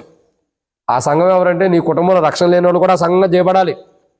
నీ కుటుంబంలో మారుమూస రక్షణ లేని వాళ్ళు కూడా ఆ సంఘంలోనే చేయబడాలి, చేర్చబడాలి. అందుకే మనం వచ్చింది. ఆ శ్రేష్టకరమైన సంఘాన్ని దేవుడు సిద్ధపరచాలంటే మనం శ్రేష్టకరమైన వారి గుండి ప్రార్థన చేసినప్పుడు ఆ శ్రేష్టకరమైన సంఘాన్ని దేవుడు నిర్మిస్తాడు, అది విస్తరింపజేస్తాడు కూడా అనేక ప్రాంతాలకి. సో అట్లా మనం ప్రార్థన చేయాలి వాటి కొరకు. ఇదన్నమాట. 2. 3వ విషయాన్ని చూద్దానండి. నిద్ర వస్తున్నట్టు ఉంది అందరికీ? అవుతుందా? రాకపోతే చెబుతా. 3వ మాట ఆదికాండం 46వ అధ్యాయం. ఆదికాండము 46వ అధ్యాయం 3-5 వచనాలు. ఆదికాండం 46వ అధ్యాయం 3-5 వచనాలు. ఆయన ఆ, నేనే దేవుడను, ఉమ్, నీ తండ్రి దేవుడను, ఉమ్, ఐగుప్తునకు వెళ్ళటకు భయపడకము, ఉమ్. అక్కడ నేను గొప్ప జనముగా చేసేదాన్ని. సరే. 4. నేను ఐగుప్తునకు మీతో కూడా వచ్చేదాను, అంతేకాదు నేను నిశ్చయంగా నేను తిరిగి తీసుకుని వచ్చేదాను. యేసేపు నీ కండల మీద తన చెయ్యి ఉంచమని చదివేయగా. చాలు అన్న. కాబట్టి ఇక్కడ మనం చూస్తున్న ఎన్నో మాట అండి ఇది? 3వ మాట. ఏంటి 3వ మాట అంటే తొందరగా ముచ్చడానికి అయిపోయింది. 3వ మాట ఏంటంటే ఆదికాండం 46వ అధ్యాయం 3-5 వచనాల్లో యాకోబుని చూస్తున్నాం. ఎవరైనా మొట్టమొదటిగా అబ్రహామును చూసాము, దేవుని మాట వినడం ద్వారా శ్రేష్టకరమైన సంతానాన్ని పొందుకున్నాడు. రెండోదిగా ఇస్సాకును చూసాము, దేవుని శ్రేష్టకరమైన మాట వినటం ద్వారా ఇస్సాకు యొక్క జీవితం ఏం జరుగుతూ వచ్చిందండి? విస్తరింపజేయబడిన సంతానాన్ని పొందుకుంటూ వచ్చాడు. మూడోదిగా మనం చూస్తున్నాము యాకోబును చూస్తున్నాం. యాకోబు దేవుని శ్రేష్టకరమైన మాట వినటం ద్వారా, మాట వినుటే శ్రేష్టకరం, ఆ దేవుని మాట విని శ్రేష్టకరమైన జీవితాన్ని పొందుకోవడం ద్వారా యాకోబు యొక్క జీవితాన్ని మనం చూసినట్లయితే యాకోబు దేవుని మాట వినడం ద్వారా గొప్ప జనముగా చేయబడుతున్నారు. ఎలాగండి గొప్ప జనం అంటే చెప్పండి? ఇప్పుడు ఐగుప్తులు ఎంతమంది లేరు? ఉండారా లేదా? ఎన్నో రకాల ప్రజలు ఉన్నారు, ఎంతోమంది ప్రజలు ఉన్నారు. కానీ ఇశ్రాయేలు ప్రజలకు ఉన్న ధన్యత ఏంటి? వాళ్ళని దేవుడు ఎప్పుడు గొప్పగానే చేశాడు. కించపరిచినట్టు చేశాడా? తక్కువ స్థితిలో తీసుకెళ్ళాడా? గొప్ప జనం అంటే అర్థం ఏంటంటే వాళ్ళు ఎప్పుడు దిగజారిపోయిన స్థితిలోకి రాకుండా ఉంటారు. ప్రజలు చూసినప్పుడు ఎప్పుడూ కూడా వీళ్ళు మామూలు కాదు, వీళ్ళు చాలా గొప్పవాళ్ళు అంటారు. ఆ స్థితిలోకి ఇశ్రాయేలు వచ్చేసేసారు. ఇప్పుడు కూడా చూడండి, నాటి దినాల్లోనే కాదు నేటి దినాల్లో కూడా అలాగ ఉంది. ఇప్పుడు ఇశ్రాయేల్ దేశం మీద ఎంతమంది యుద్ధం చేస్తున్నారు? ఎంతమంది యుద్ధం చేసినా ఇశ్రాయేల్ని కాపాడువాడు. మరి వాళ్ళు గొప్పవాళ్ళు కదా, వాళ్ళు దేవుని దృష్టిలో గొప్పవారు కాకపోతే వాళ్ళని దేవుడు మర్చిపోతే ఏమైంది? దేశం మొత్తం ఊడ్చిపోయేది. నేను మొన్న కూడా చెప్పా, ఇశ్రాయేల్ దేశం ఉంది ఎంత అయితే దాని చుట్టూ ఎంతమంది శత్రువులు ఉంటారు? దాని చుట్టూ శత్రువులే ఉంటారు దానికి, ఆల్మోస్ట్ ఇశ్రాయేల్ దేశం చుట్టూ. కానీ 10 సార్లు ఇశ్రాయేల్ దేశం మీద యుద్ధం జరిగిందంట. ఎన్నిసార్లు? 10 పర్యాయములు. 10 దేశాలు కానీ 10 ప్రాంతాలలో యుద్ధం చేసిన తర్వాత ఒక్కరు కూడా పెద్ద పెద్ద దేశాలలో ఓడిపోయారు కానీ గెలవల. ఒక్కరు కూడా గెలవాలి, అందరూ ఓడిపోయారు. చిన్న దేశమే, చిన్న దేశంలో చాలా చిన్న దేశం అయినా ఆ చిన్న దేశానికి ఎవరు కాపాడుతున్నారు? ఆ చిన్న దేశానికి ఎల్లలు వేసింది ఎవరంటే దేవుడు. ఆ చిన్న దేశానికి అగ్ని ప్రాకారాలు నిలబెట్టింది ఎవరంటే దేవుడు. అందుకే ఇశ్రాయేల్ దేశం మీద 10 దేశాలు 10 పర్యాయములు వచ్చి 10 దేశాలు 10 సందర్భాల్లో వచ్చి యుద్ధాలు చేసినా ఏ దేశము కూడా గెలవలేదంట. ప్రతిసారి ఇశ్రాయేల్ దేశమే గెలవటం. కారణం దేవుడు వారిని గొప్పవారుగా చేశారు. ఈరోజు భారతదేశంలో క్రైస్తవం అంటే ఎంతమంది తిడుతున్నారు, కొడుతున్నారు, అవమానిస్తున్నారు. కానీ న్యూస్లో చూసారా, ఇశ్రాయేల్ దేశం అంటే అంత ఈజీ కాదు.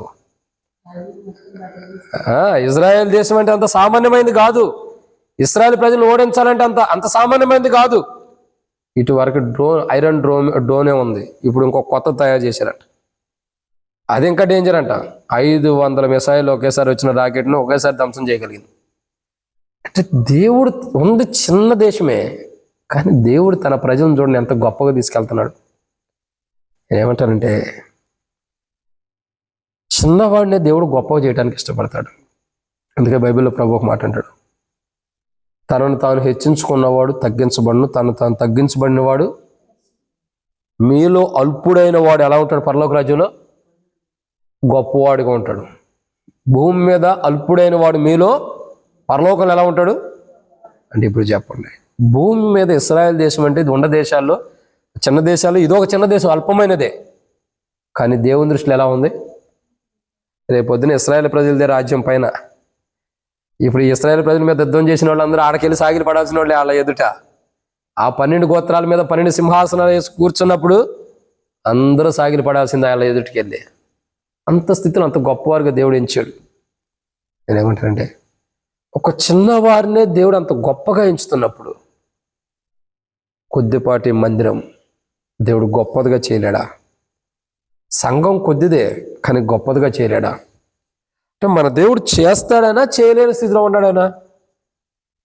నాకు కావాల్సింది ఒకటి ఆన్సర్ ఏంటంటే, చేస్తాడా చేయలేని స్థితిలో ఉన్నాడా? ఖచ్చితంగా చేస్తాడు. చేయలేని స్థితిలో ఉన్నాడంటే అది అసాధ్యం. ఏమైనా చేయగలడు ఆయన, సమస్తాన్ని చేయగలిగిన వాడు. ఇప్పుడు మెయిన్ ఏంటంటే, ఇది చిన్నదే మందిరం, కానీ అంటే మనకు ఒక 400 మంది పట్టేదైనా దేవుని దృష్టిలో చిన్నదే. ఈ సైడ్ వాల్స్ ఓపెన్ చేస్తే 400 మంది 500 మందికి పడతాం. అప్పుడే కంబైన్డ్ యూత్ మీటింగ్ అప్పుడే మన డిస్కషన్ వస్తే చెప్పారు, నర్సాపూర్లో కంబైన్డ్ యూత్ మీటింగ్ అంటే మామూలుది కాదు, ఎక్కడెక్కడ చూసినా 200-300 జనం వస్తారైతే మీ దగ్గర 450 మంది వచ్చారు లాస్ట్ టైం అని చెప్పి అన్నారు. పేపర్ ప్లేట్లను బట్టి లేకపోతే ఇంకో దాన్ని బట్టి వాళ్ళు కౌంట్ చేస్తూ వచ్చారు. ఎంత చిన్నదే కానీ దేవుడు ఏం చేస్తున్నాడు? గొప్పదిగా చేయడం. అంటే నేనేమంటానంటే, ఈ మందిరం మన దృష్టిలో కానీ మనుషుల దృష్టిలో చిన్నదై ఉండొచ్చు, కానీ దేవుడు ఎలా చేస్తాడు? గొప్పదిగా చేయగలడు. మందిరాన్ని చేయగలడు, మందిరంలో ఉన్న సంఘాన్ని కూడా అంత గొప్పది చేయగలడు. కానీ మనం చేయాల్సింది ఏంటి? ప్రార్థన. ప్రభువా, ఫస్ట్ నేను నీ మాట విన్న శ్రేష్టకరమైన జీవితం నాకు, తద్వారా ఆ జీవితం నాకుంటాం ద్వారా. ఇప్పుడు యాకోబు నీ మాట విన్నాడు, తద్వారా ఏమైంది? తన సంతానం గొప్పదిగా చేయబడింది. తాను శ్రేష్టకరమైన వాడు అయ్యాడు కాబట్టి తన సంతానం గొప్పదైపోయింది.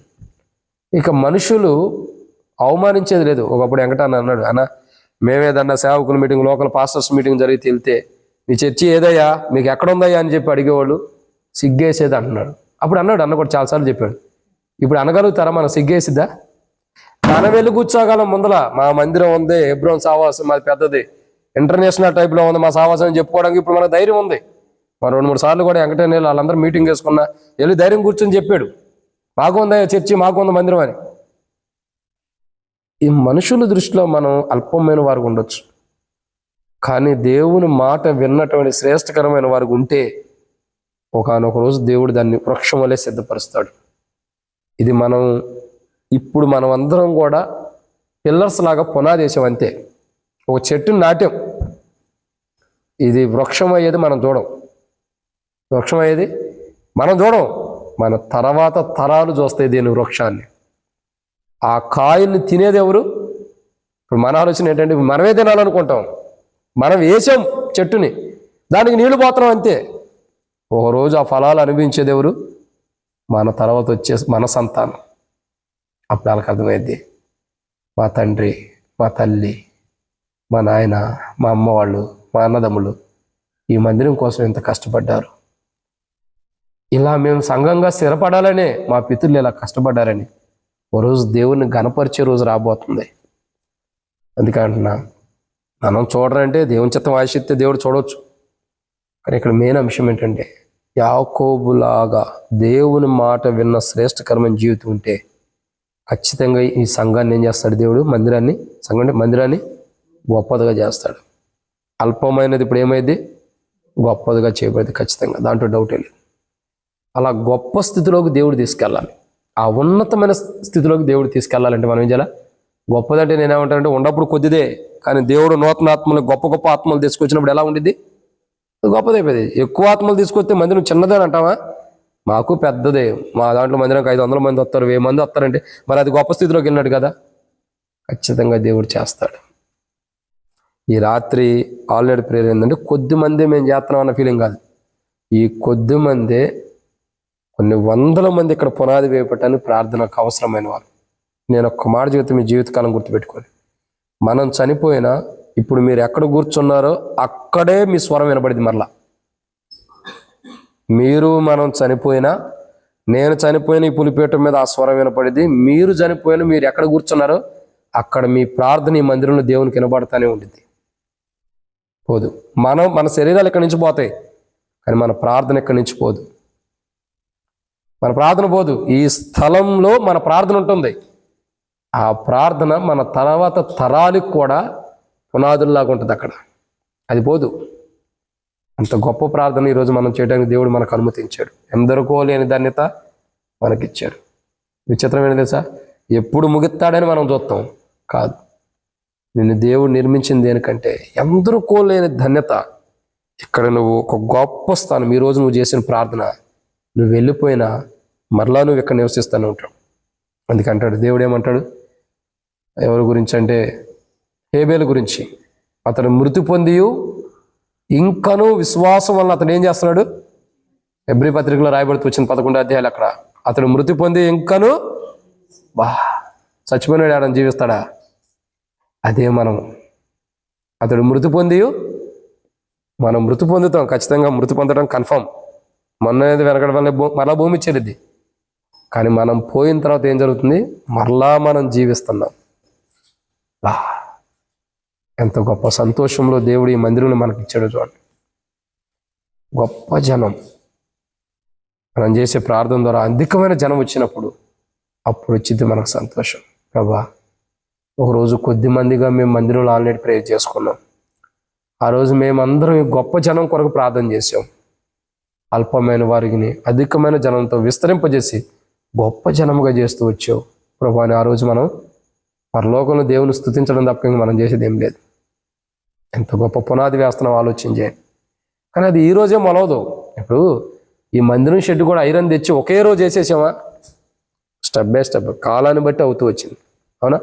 రేగు వేసిన తర్వాత కూడా సైడ్ వాల్స్ కూడా కొంత టైం పట్టింది కదా, మెల్లమెల్లగా రేగు మనం చేసింది. అప్పటి వరకు వానలు వచ్చినాయి, వర్షాలు వచ్చినాయి, ఎండలు వచ్చినాయి, అన్నీ వచ్చినాయి. టైం నేనేమంటానంటే ఏది ఒకసారి అవ్వదు. ఇప్పుడు మనం వేస్తున్నాం పునాది, మెల్లమెల్లగా ఎదిగిద్ది. అది ఆ గొప్ప సంతానం ఇక్కడి నుంచి రావాలంటే ఈరోజు మనం శ్రేష్టకరమైన వారిగా ప్రార్థన చేయాలి. అప్పుడేమైంది, గొప్ప సంతానం, గొప్ప జనమును ఇక్కడి నుంచి దేవుడు తీసుకొస్తాడు. ఎవరు లెక్కింపలేనంత గొప్ప సమూహం అని ప్రకటన గ్రంథం రాయబడుతూ వచ్చింది. ఎవరు లెక్కించలేనంత గొప్ప సమూహం. ఎక్కడి నుంచి వస్తున్న సమూహం అంటే, ఇలా రక్షణ పొందిన వారిలో నుండి గొప్ప జనమును దేవుడు తీసుకుని ఆ సమూహంగా సిద్ధపరిచాడు. మన ప్రార్థన దేనికి తెలుసా? ప్రకటన గ్రంథంలో రాయబడిన సమూహాన్ని సిద్ధపరచడానికి మన ప్రార్థన. ఎవరూ లెక్కించలేనంత గొప్ప సమూహం ఒకటి వస్తుందంట దేవుని దగ్గర. అలా కాబట్టి యాకోబు యొక్క సంతానం గొప్పదిగా చేయబడుతూ వచ్చింది. నిన్న మాట అండి ఇది 3. దేవుని మాట వినడం ద్వారా శ్రేష్టకరమైన జీవితం కలిగిన వారు ఎవరంటే యాకోబు 3గా తన జీవితంలో గొప్ప సంతానాన్ని పొందుకుంటూ వచ్చాడు. అలాంటి గొప్ప సంతానం మందిరానికి అవసరం. అల్పమైనది స్వల్పమైనది కాదు, ఒక గొప్ప సంతానాన్ని దేవుడు తీసుకురావాలి, క్రొత్త ఆత్మల్ని. ఇదన్నమాట. 4 విషయాన్ని చదువుతానండి. ఆదికాండం 26వ అధ్యాయం 23-24 వచనాలు. అక్కడి నుండి అతడు బెయేర్షెబాకు వెళ్ళెను. ఆ రాత్రియే యెహోవా అతనికి ప్రత్యక్షమై, నేను నీ తండ్రి అయిన అబ్రహాము దేవుడను, నేను నీకు తోడై ఉన్నాను కనుక భయపడకము, నా దాసుడైన అబ్రహామును బట్టి నిన్ను ఆశీర్వదించి నీ సంతానం విస్తరింపజేసేదనని చెప్పాను. కాబట్టి 4వ మాట ఏంటంటే, అలా ఇస్సాకు దగ్గరికి వస్తున్నాం. ఇస్సాకు దేవుని మాట వినటం ద్వారా ఆశీర్వాదించబడిన సంతానం కలిగి ఉన్నాడు. అతడు ఆశీర్వాదించబడ్డాడు. అతని సంతానం ఏమైంది? ఆశీర్వదించబడుతుంది. ఇక్కడ ఈరోజు మనం గమనించాల్సిన కోణం ఏంటంటే ఏంటి, మనం దేవుని మాట వింటే శ్రేష్టకరమైన వారిగా చేయబడతాం. తద్వారా ఏం జరుగుతుంది, మన సంతానం, మనమే కాదు మన సంతానం కూడా ఆశీర్వాదించబడుతుంది. ఈరోజు విచిత్రం ఏంటంటే చాలామంది ప్రేయర్ రిక్వెస్ట్ చేస్తారు, అన్న మేము మాకు ఇది ఉంది, ఈ సమస్య ఉంది, మేము ఎదగలేకపోతున్నాం, మేము పైకి వెళ్ళలేకపోతున్నాం, పైకంటే దేవుని దగ్గరకని కాదు, గొప్ప స్థితిలోకి వెళ్ళలేకపోతున్నాం అన్న, మా పరిస్థితి ఏంది, మా కోసం ప్రార్థన చేయండి అంటారు. నేనేమంటానంటే అసలు నువ్వు ఆశీర్వాదించబడకపోవడం కారణం దేవుని దగ్గర ఉంది. ఏంటది? అది ఇప్పుడు మన కుళ్ళంతా ఎట్లుండి తెలుసా? మన పక్కనోడు పట్టుకున్నదల్లా బంగారం అవుతుంది, మనం పట్టుకున్నదంతా కూడా మట్టి అయిపోతుంది. మన కుళ్ళు అక్కడ ఉండిద్ది. ప్రభా వాళ్ళేమో ఎదిగిపోతున్నారు, నేనేమో ఎట్టుండిపోతున్నాను అనుకుంటాం. మెయిన్ రీజన్ ఏంటంటే మన ఆశీర్వాదాలు లేకపోవడం కారణం ఏంటంటే దేవుని మాట వింటే శ్రేష్టకరం, కానీ వింటలా. మెయిన్ రీజన్ అదే. దేవుని మాట వింటలా. పక్కనోడు చెప్పు, గంట సోది చెప్పిన వింటారు. నేను ఇందాక చెప్పే కదా, సోది చెప్పారు, గంట సోది చెప్పి వింటారు.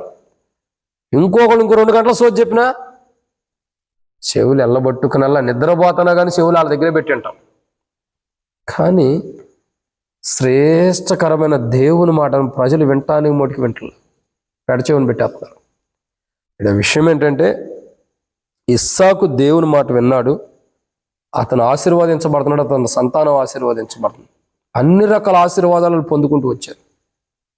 ఈరోజు మన జీవితం ఏంటంటే మనం దేవుని మాట విని శ్రేష్టకరమైన వారికి అయితే మన సంతానం ఆశీర్వదించబడింది, మనం కూడా ఆశీర్వదించబడతాం.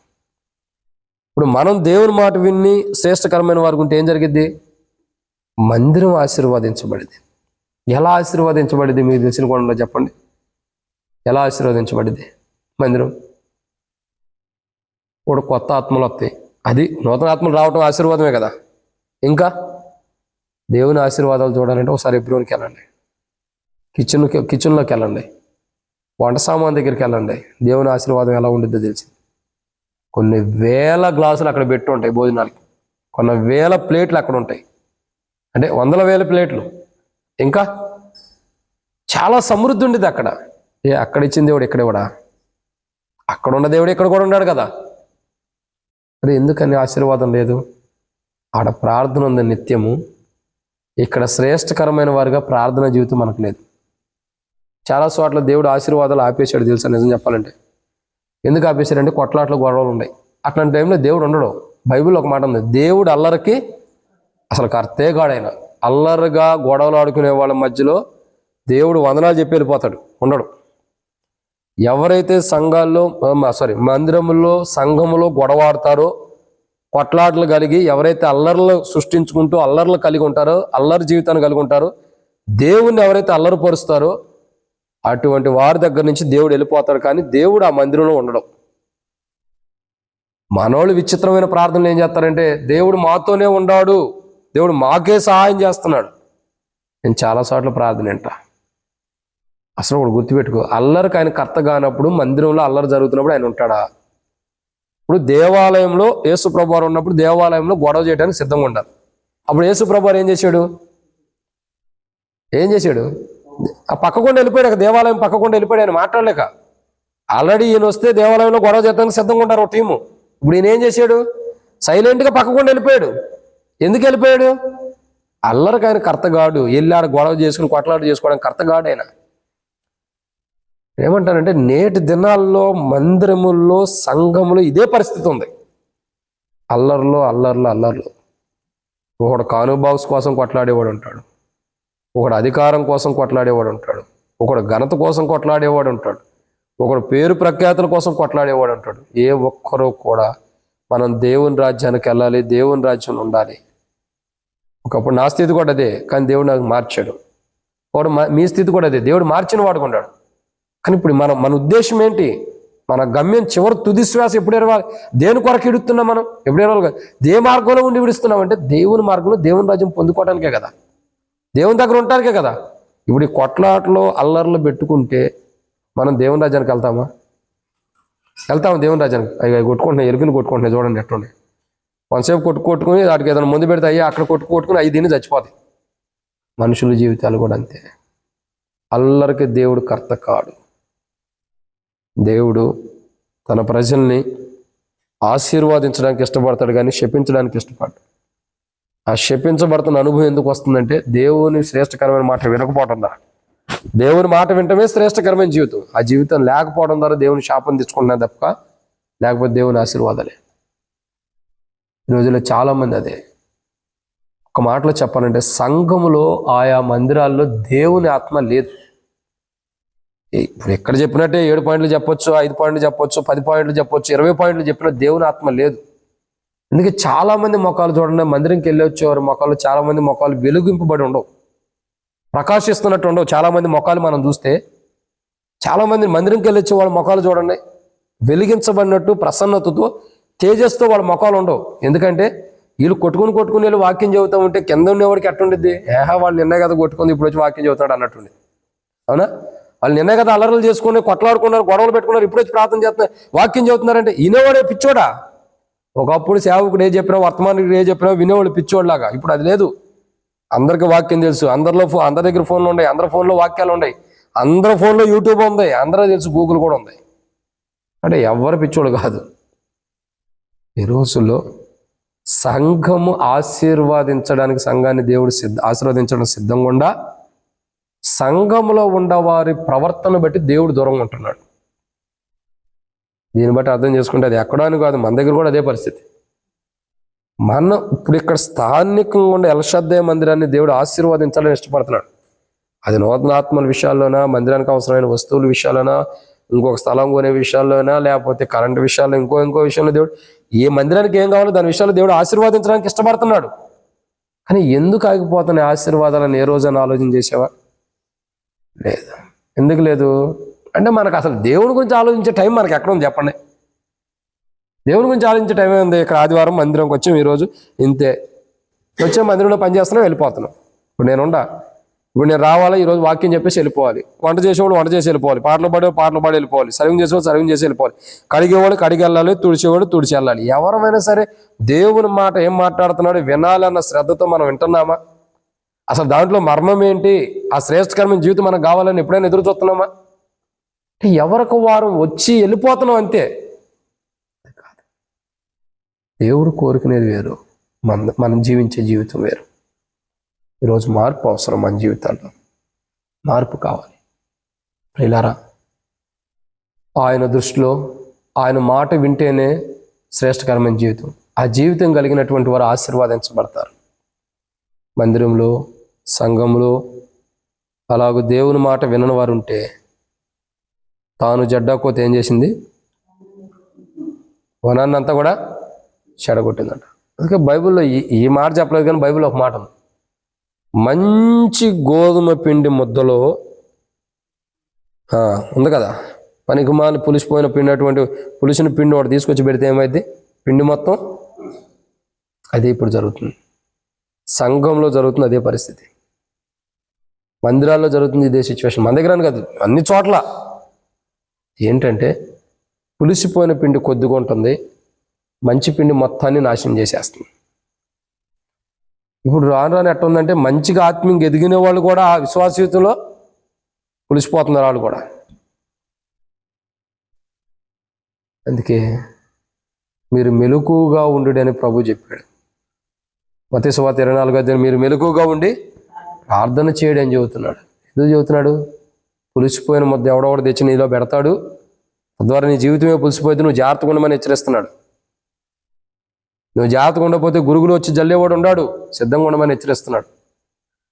కానీ ప్రజల జీవితాల్లో అంత అవగాహన కలిగిన వారు లేరు. అందుకే ఏమవుతున్నారు? ఆశీర్వాదాన్ని పొందట్లా. అసలు సంఘాన్ని ఎప్పుడూ కూడా దేవుడు భ్రష్టత్వం పట్టినవాడు. సంఘాన్ని ఎప్పుడూ కూడా దేవుడు కింద స్థాయిలో ఎప్పుడూ ఉంచడు. సంఘాన్ని ఎప్పుడూ కూడా అణిచివేడు దేవుడు. ప్రజలు సంఘాన్ని అణిచివేస్తున్నా సంఘాన్ని దేవుడు పైకి లేవనెత్తాడు. దానికి రుజువు ఒక మాట చేతో చూడండి ఎట్లా ఆశీర్వాదించబడతారన్నది. ఇప్పుడు మీ అందరూ వరల్డ్ కప్ చూసిన వాళ్ళేగా, చూసే చూడలేదు తెలియదు కానీ స్టేటస్ అనేది బాగానే పెట్టారు. మేమైతే చూసాం, అబద్ధం ఎందుకు చెప్పాలి, నేను ఇచ్చాను చూసాం. మొన్న కూడా హైదరాబాద్ వెళ్ళి వచ్చేటప్పుడు మెయిన్ రీజన్ ఏంటంటే, ఒక అతను ఉన్నాడు టీంలో, ఫస్ట్ 2-3 మ్యాచ్లు అన్నీ కూడా సరిగ్గా ఆడలా, ఓపెనర్గా దిగాడు. అంటే క్రికెట్ గురించి చదువుతున్నారు, అపార్థం చేసుకోవద్దు, దేవుని కార్యం గురించి చదువుతున్నా, అర్థం కావట్లేదు. ఆడాడు, ఒకసారి 4 కొట్టాడు, ఒకసారి 8 కొట్టాడు, 9 కొట్టాడు, అయిపోతున్నాడు అట్లా. ఒక అతను అన్నాడు, ఆ యొక్క టీంకి కెప్టెన్ ఒక విలేకరు అడిగాడు, పలానా వ్యక్తిని మరి ఎప్పుడు ఆడిస్తారు, లేకపోతే ఎట్లాగో ఏంటి, ఆయన ఎక్కడ పెట్టాలంటే ఈ కెప్టెన్ చెప్పిన సమాధానం ఏంటి తెలుసా? పలానా వాళ్ళు మంచిగా ఆడతాడు, పలానా ఆయన మంచిగా ఆడతాడు, ఆయన పక్కన పడేసి ఈయన పెట్టాలా అన్నట్టుగా మాట్లాడాడు. పేర్లు నేను చెప్పట్లా, పెట్టాలా అన్నట్టుగా ఎకిల్లో నవ్వినట్టుగా నవ్వాడు. దేవుడు తెలుసు, వీళ్ళు పక్కన పెట్టినా దేవుడు తెలియదా ఆయన ఎట్లా ఫామ్లో తీసుకురావాలో? దేవుడు చూశాడు. ఆ 11 మందిలో ఒక వ్యక్తికి చిన్న ప్రాబ్లం వచ్చింది, సైడ్ అయ్యాడు. ఈయన్ని తీసుకొచ్చి అంటించారు, మళ్ళీ పక్కన పెట్టిన తీసుకొచ్చి. అస్సలైన యుద్ధం అక్కడ స్టార్ట్ అయింది. దేవుని నిత్యమైన ప్రణాళిక స్టార్ట్ అయింది. వచ్చాడు, ఫట కొట్టి పడేసాడు. అంచుల్లో ఉండ ఇండియాని తీసుకెళ్ళి ఇంకో స్థానంలో పెట్టేశాడు. ఇక అది ఓడిపోతే ఇంటికి వెళ్ళిపోతారు అనుకున్న టైంలో, ఆ టైంలో కూడా ఆదుకుని ఆయనే ఇంకో స్థానాన్ని తీసుకెళ్ళాడు. ఈ స్థానం ఓడిపోతే ఇంటికి పోవాలనుకున్న టైంలో ఆ 3వసారి కూడా దేవుడు ఘనమైన రీతిలో వాడుకుంటూ వచ్చాడు. ఒకసారి 97, ఒకసారి 89 కొడుతూ వచ్చాడు రన్స్. ఎలా వెళ్తూ వచ్చాడంటే ప్రజలు నవ్వారు. వాస్తవానికి అసలు కెప్టెనే నవ్వాడు, వాయిని ఎక్కడ పెట్టాలి మేము అన్నట్టుగా నవ్వాడు హేళనగా. కానీ దేవుడు ఎదురు పెట్టాడా? ఎక్కడ ఆశీర్వదించాలి అక్కడ ఆశీర్వదించారు. నేనేమంటానంటే, ప్రపంచంలో చాలా చోట్ల కూడా క్రైస్తవుల మీద చాలా దాడులు జరుగుతున్నాయి. క్రైస్తవులను అణిచివేస్తాం, క్రైస్తవులను చంపేస్తాం, క్రైస్తవులు మా దేశంలో ఉండకూడదని చాలా మంది చాలా రకాలుగా గొడవలు చేస్తున్నారు. ఇంత రకాలుగా గల్లీలో వీళ్ళు గొడవలు చేస్తుంటే దేవుడు ఎక్కడికి కనిపిస్తున్నాడు? సరే దేవుడు ఎక్కడ ఘనత తెచ్చుకుంటున్నాడు? వీళ్ళు గల్లీలో గొడవలు చేస్తుంటే దేవుడు దేశంలో ప్రపంచ దేశాలు అందరూ కూడా కన్నులెత్తి చూచేటటువంటి ప్రాంతంలో తనను తాను కనపరుచుకుంటున్నాడు. ఇప్పుడు చూడండి, మన ప్రాంతాల్లో గొడవలు చేస్తున్నారు గల్లీల్లో. ఏమని? మీరు సువార్త చెప్పొద్దు, మీరు వాక్యం చెప్పొద్దని. ఈ వాక్యం చెప్పొద్దని మనల్ని అడిగెత్తున్నారు. మనల్ని అడిగిన తర్వాత దేవుడు ఆగుతున్నాడా? అసలు క్రికెట్ చూడనాడు ఎవరైనా ఉంటాడా? చచ్చిపోయి ముసలోడు చూస్తున్నాడు, పుట్టిన పిల్లవాడు కూడా చూస్తున్న అనుభవం ఉంది. ఇప్పుడు వీళ్ళందరూ చూసేటప్పుడు ఆయన ఏం చేశాడు? ఫస్ట్ సారి మ్యాచ్ గెలవగానే దేవుని వందనాలు చెప్పించి ఆర్సీఎం వాళ్ళు ఎట్లా అనుకుంటా ఉంటారు. అట్లా అనుకుని దేవునికి వందనాలు చెప్పి ప్రార్థన చేశాడు. తర్వాత ఏం చేశాడు? ఇక్కడితో అయిపోయిందా? అందరికి చెప్పాల్సిన వాడు చెప్పాడు. ఇప్పుడు ఎవరైతే ఈ అవమానించాడు ఆయన వచ్చి క్యాప్ తీసి నమస్కరించాడు వంగల్లా. ఇప్పుడు ఏం చేశాడు? చివరికి అందరిని పక్కన పెట్టేసి సైలెంట్గా తన రూమ్లోకి వెళ్ళిపోయి మోకాళ్ళ నుంచి ప్రార్థన చేస్తున్నాడు. అది నా వాట్సాప్లో, నా యూట్యూబ్ ఛానల్లో కూడా ఉంది. ఇదంతా కూడా ప్రార్థన చేస్తున్నాడు.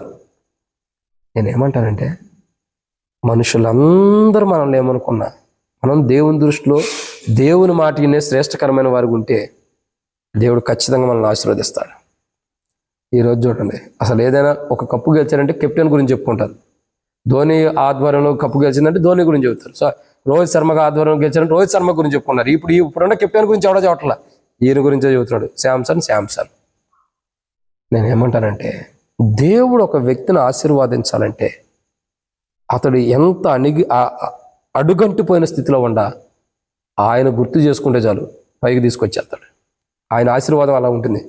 ఆయన ఆశీర్వాదం అంటే, నాకేంట్రా, నా బ్యాగులో బ్యాంక్ బ్యాలెన్స్లో డబ్బులు ఉండే, నా ఇల్లు నాకు ఎంత ఉంది అంత ఉందని చెప్పుకునేవాడిని దేవుడు ఆశీర్వదించడానికి ఇష్టపడ్డావు. ప్రభా, ఏ రోజు ఆ రోజు ఉండి ఈ రోజు నాకు తినటానికి లేదు ప్రభా అనుకున్నవాడిని 100 రెట్లు ఆశీర్వదిస్తాడు. అది దేవుని సామర్థ్యం. లేనోడిని ఆశీర్వదించి గొప్పవాడిని తీసుకురావడమే కాదు దేవుని సామర్థ్యం అంటే. ఉండవాడికి ఇస్తే ఉపయోగం ఏముంది? వాడికి తిన్నది ఎక్కువైంది, తినక యాపాకు ఏమైంది? తీగైనట్టయింది. ఇక్కడ గమనించాల్సిన కోణం ఏంటంటే, దేవుని నిత్యమైన ప్రణాళిక వేరు. ఇక్కడ మనం ప్రార్థన చేద్దాం. ప్రభా, మా జీవితాలు ఎలా ఉండే, ఇక్కడున్న సంతానాన్ని ఈ ఆత్మను ఆశీర్వదించు. 5 రొట్టెల్ని 2 చేపలను ఆయన ఆశీర్వదించడం ద్వారా 5,000 మంది సరిపోయింది. అలా ఇక్కడున్న ఆత్మల్ని ఆశీర్వదించి ఈ మందిరం పట్టజాలనంత ఆత్మను మీరు తీసుకురా ప్రభు అని మనం ప్రార్థన చేయాలి. 5 రొట్టెలు 2 చేపలు ఎలా 5,000 మంది సరిపోయేటట్టు చేశాడు? 5 రొట్టెల కంటే ఎక్కువ ఉండవు. ఇంతమంది అంతగా దేవుడు గొప్పగా ఆశీర్వదించడం కొరకే ప్రార్థన చేయాలి. అది నిజమైన దేవుని ఆశీర్వాదం అంటే. 2 రొట్టెల్ని 5,000 మంది జరిపేదాడు, 5 రొట్టెల్ని 5,000 మంది జరిపేదాడు చేశాడు లేదా? అది దేవుని ఆశీర్వాదం. అలాంటి ఆశీర్వాదం ఈ మందిరానికి అవసరం. అలాంటి ఆశీర్వాదం మన కుటుంబాల్లో కూడా అవసరం. దాని కొరకు మనం ఏం చేయాలా? శ్రేష్టకరమైన దేవుని మాట వింటూ శ్రేష్టకరమైన వారు ఉంటూ ఇలాంటి ఆశీర్వాదం కొరకు మనం ప్రార్థన చేయాలి. ఇది అన్నమాట. 5వ విషయాన్ని చూద్దామనండి, ముగింపు. ఆదికాండం 22:12. ఆదికాండం 22:12. నీకు ఒక్కడైన నీ కుమారుని అనగా నీవు ప్రేమను సుస్సాలను తీసుకుని మరియా దేశంలోకి వెళ్ళి అక్కడ నేను నీతో చెప్పు పర్వతంలో ఒక దానిపై దహనబలిగా కాబట్టి అప్పుడు ఆయన, ఆ చిన్నవారి మీద చేయి వేయకుము, అతన్ని నేమీ చేయకుము, నీకు ఒక్కడై ఉన్న నీ కుమారుడు నాకు ఇయ్య, వెనుక తెలియదు కనుక నీవు దేవునికి భయపడేవాడు అని ఇందువల్ల నాకు కనబడుచున్నదని 12 వచనం. కాబట్టి దేవుని వాక్యం చెప్పబడినటువంటి మాట ఏంటంటే, చివరగా ఏమని రాయబడుతూ వచ్చిందండి? దేవుని శ్రేష్టకరమైన మాట విన్నవారి జీవితాలు ఎలా ఉండేవో, తర్వాత వారి జీవితంలో వారు శ్రేష్టకరమైన మాట వినడం ద్వారా పొందుకున్నవి ఏంటనేది మనం చూస్తున్నాం. ఇక్కడ మరలా అబ్రహామును చూస్తాం. అబ్రహాం యొక్క జీవితం ఏముందండి? దేవుని మాట అన్నాడు. ఏమని మాట్లాడాడు దేవుడు? ఇది మనం చేయని పని, కానీ దేవుడు మాట్లాడాడు అబ్రహాంతో. ఇది అసలు మనం చేయనట్టు చేయం. ఏమని మాట్లాడాడు అబ్రహాంతో దేవుడు? నీకు ఒక్కడై ఉన్న నీ కుమారుని తీసుకుని మోరియా పర్వతం మీద నాకు బలర్పించమన్నాడు. ఇప్పుడు 100 సంవత్సరాలకు పుట్టినటువంటి వాడిని తీసుకెళ్ళి దేవుడు ఏమన్నాడు? నాకు బలర్పించని అడిగాడు. ఇప్పుడు వాస్తవానికి అబ్రహాం ఏం చేయాలి? దేవుని కాళ్ళు పట్టుకును ఏదో కొవ్వో పొట్టేళ్ళు, ఇప్పుడు సమయలు కాదు, సౌలు అదేగా చేసింది. దేవుడు వెళ్ళి అమాలేకీలను అందరినీ నిర్మూలన చేయి. ఎందుకంటే వాళ్ళు ఇశ్రాయేలు ప్రజలు ఐగుప్తు నుండి వచ్చేటప్పుడు వారికి విరోధంగా జీవించారు, విరోధమైన విధానం చేస్తూ వచ్చారు. అమాలేకీలను హతము చేయమని, నిర్మూలన చేయమని దేవుడు చెబితే, ఇప్పుడు సౌలు ఏం చేశాడు? శ్రేష్టకరమైన పొట్టేలు తెచ్చి పెట్టుకున్నాడు. ఇప్పుడు ఇక్కడ అబ్రహాం కూడా, అయ్యా 5వ అయిపోయింది, నా కుమారుని ఎట్టెత్తాలే, 100 సంవత్సరాల తర్వాత నాకు ఇచ్చావు కదా, నా భార్య కూడా ఇంకా మళ్ళీ కనలేదు కదా, మరి ఏదైనా పొట్టేలు గిట్టేలు అడిగి ఇస్తానని అన్నాడా? దేవుడు ఏమన్నాడు? నేను చూపించు మోరియా పర్వతం మీదకి వెళ్ళి బలి అర్పించమన్నాడు. ఇప్పుడు అబ్రహాం ఏం చేస్తున్నాడు? కళ్ళు మూసుకున్నాడా? నోరు తెరిచాడా? ఏం లేదు. దేవుని మాట వినటానికి వెళ్ళిపోయి వింటున్నాడు. మోరియా పర్వతం మీదకి వెళ్ళాడు. తన కుమారుడు కాళ్ళు చేతులు కట్టేశాడు. కట్ల మీద పేర్చిన కట్ల మీద పెట్టాడు.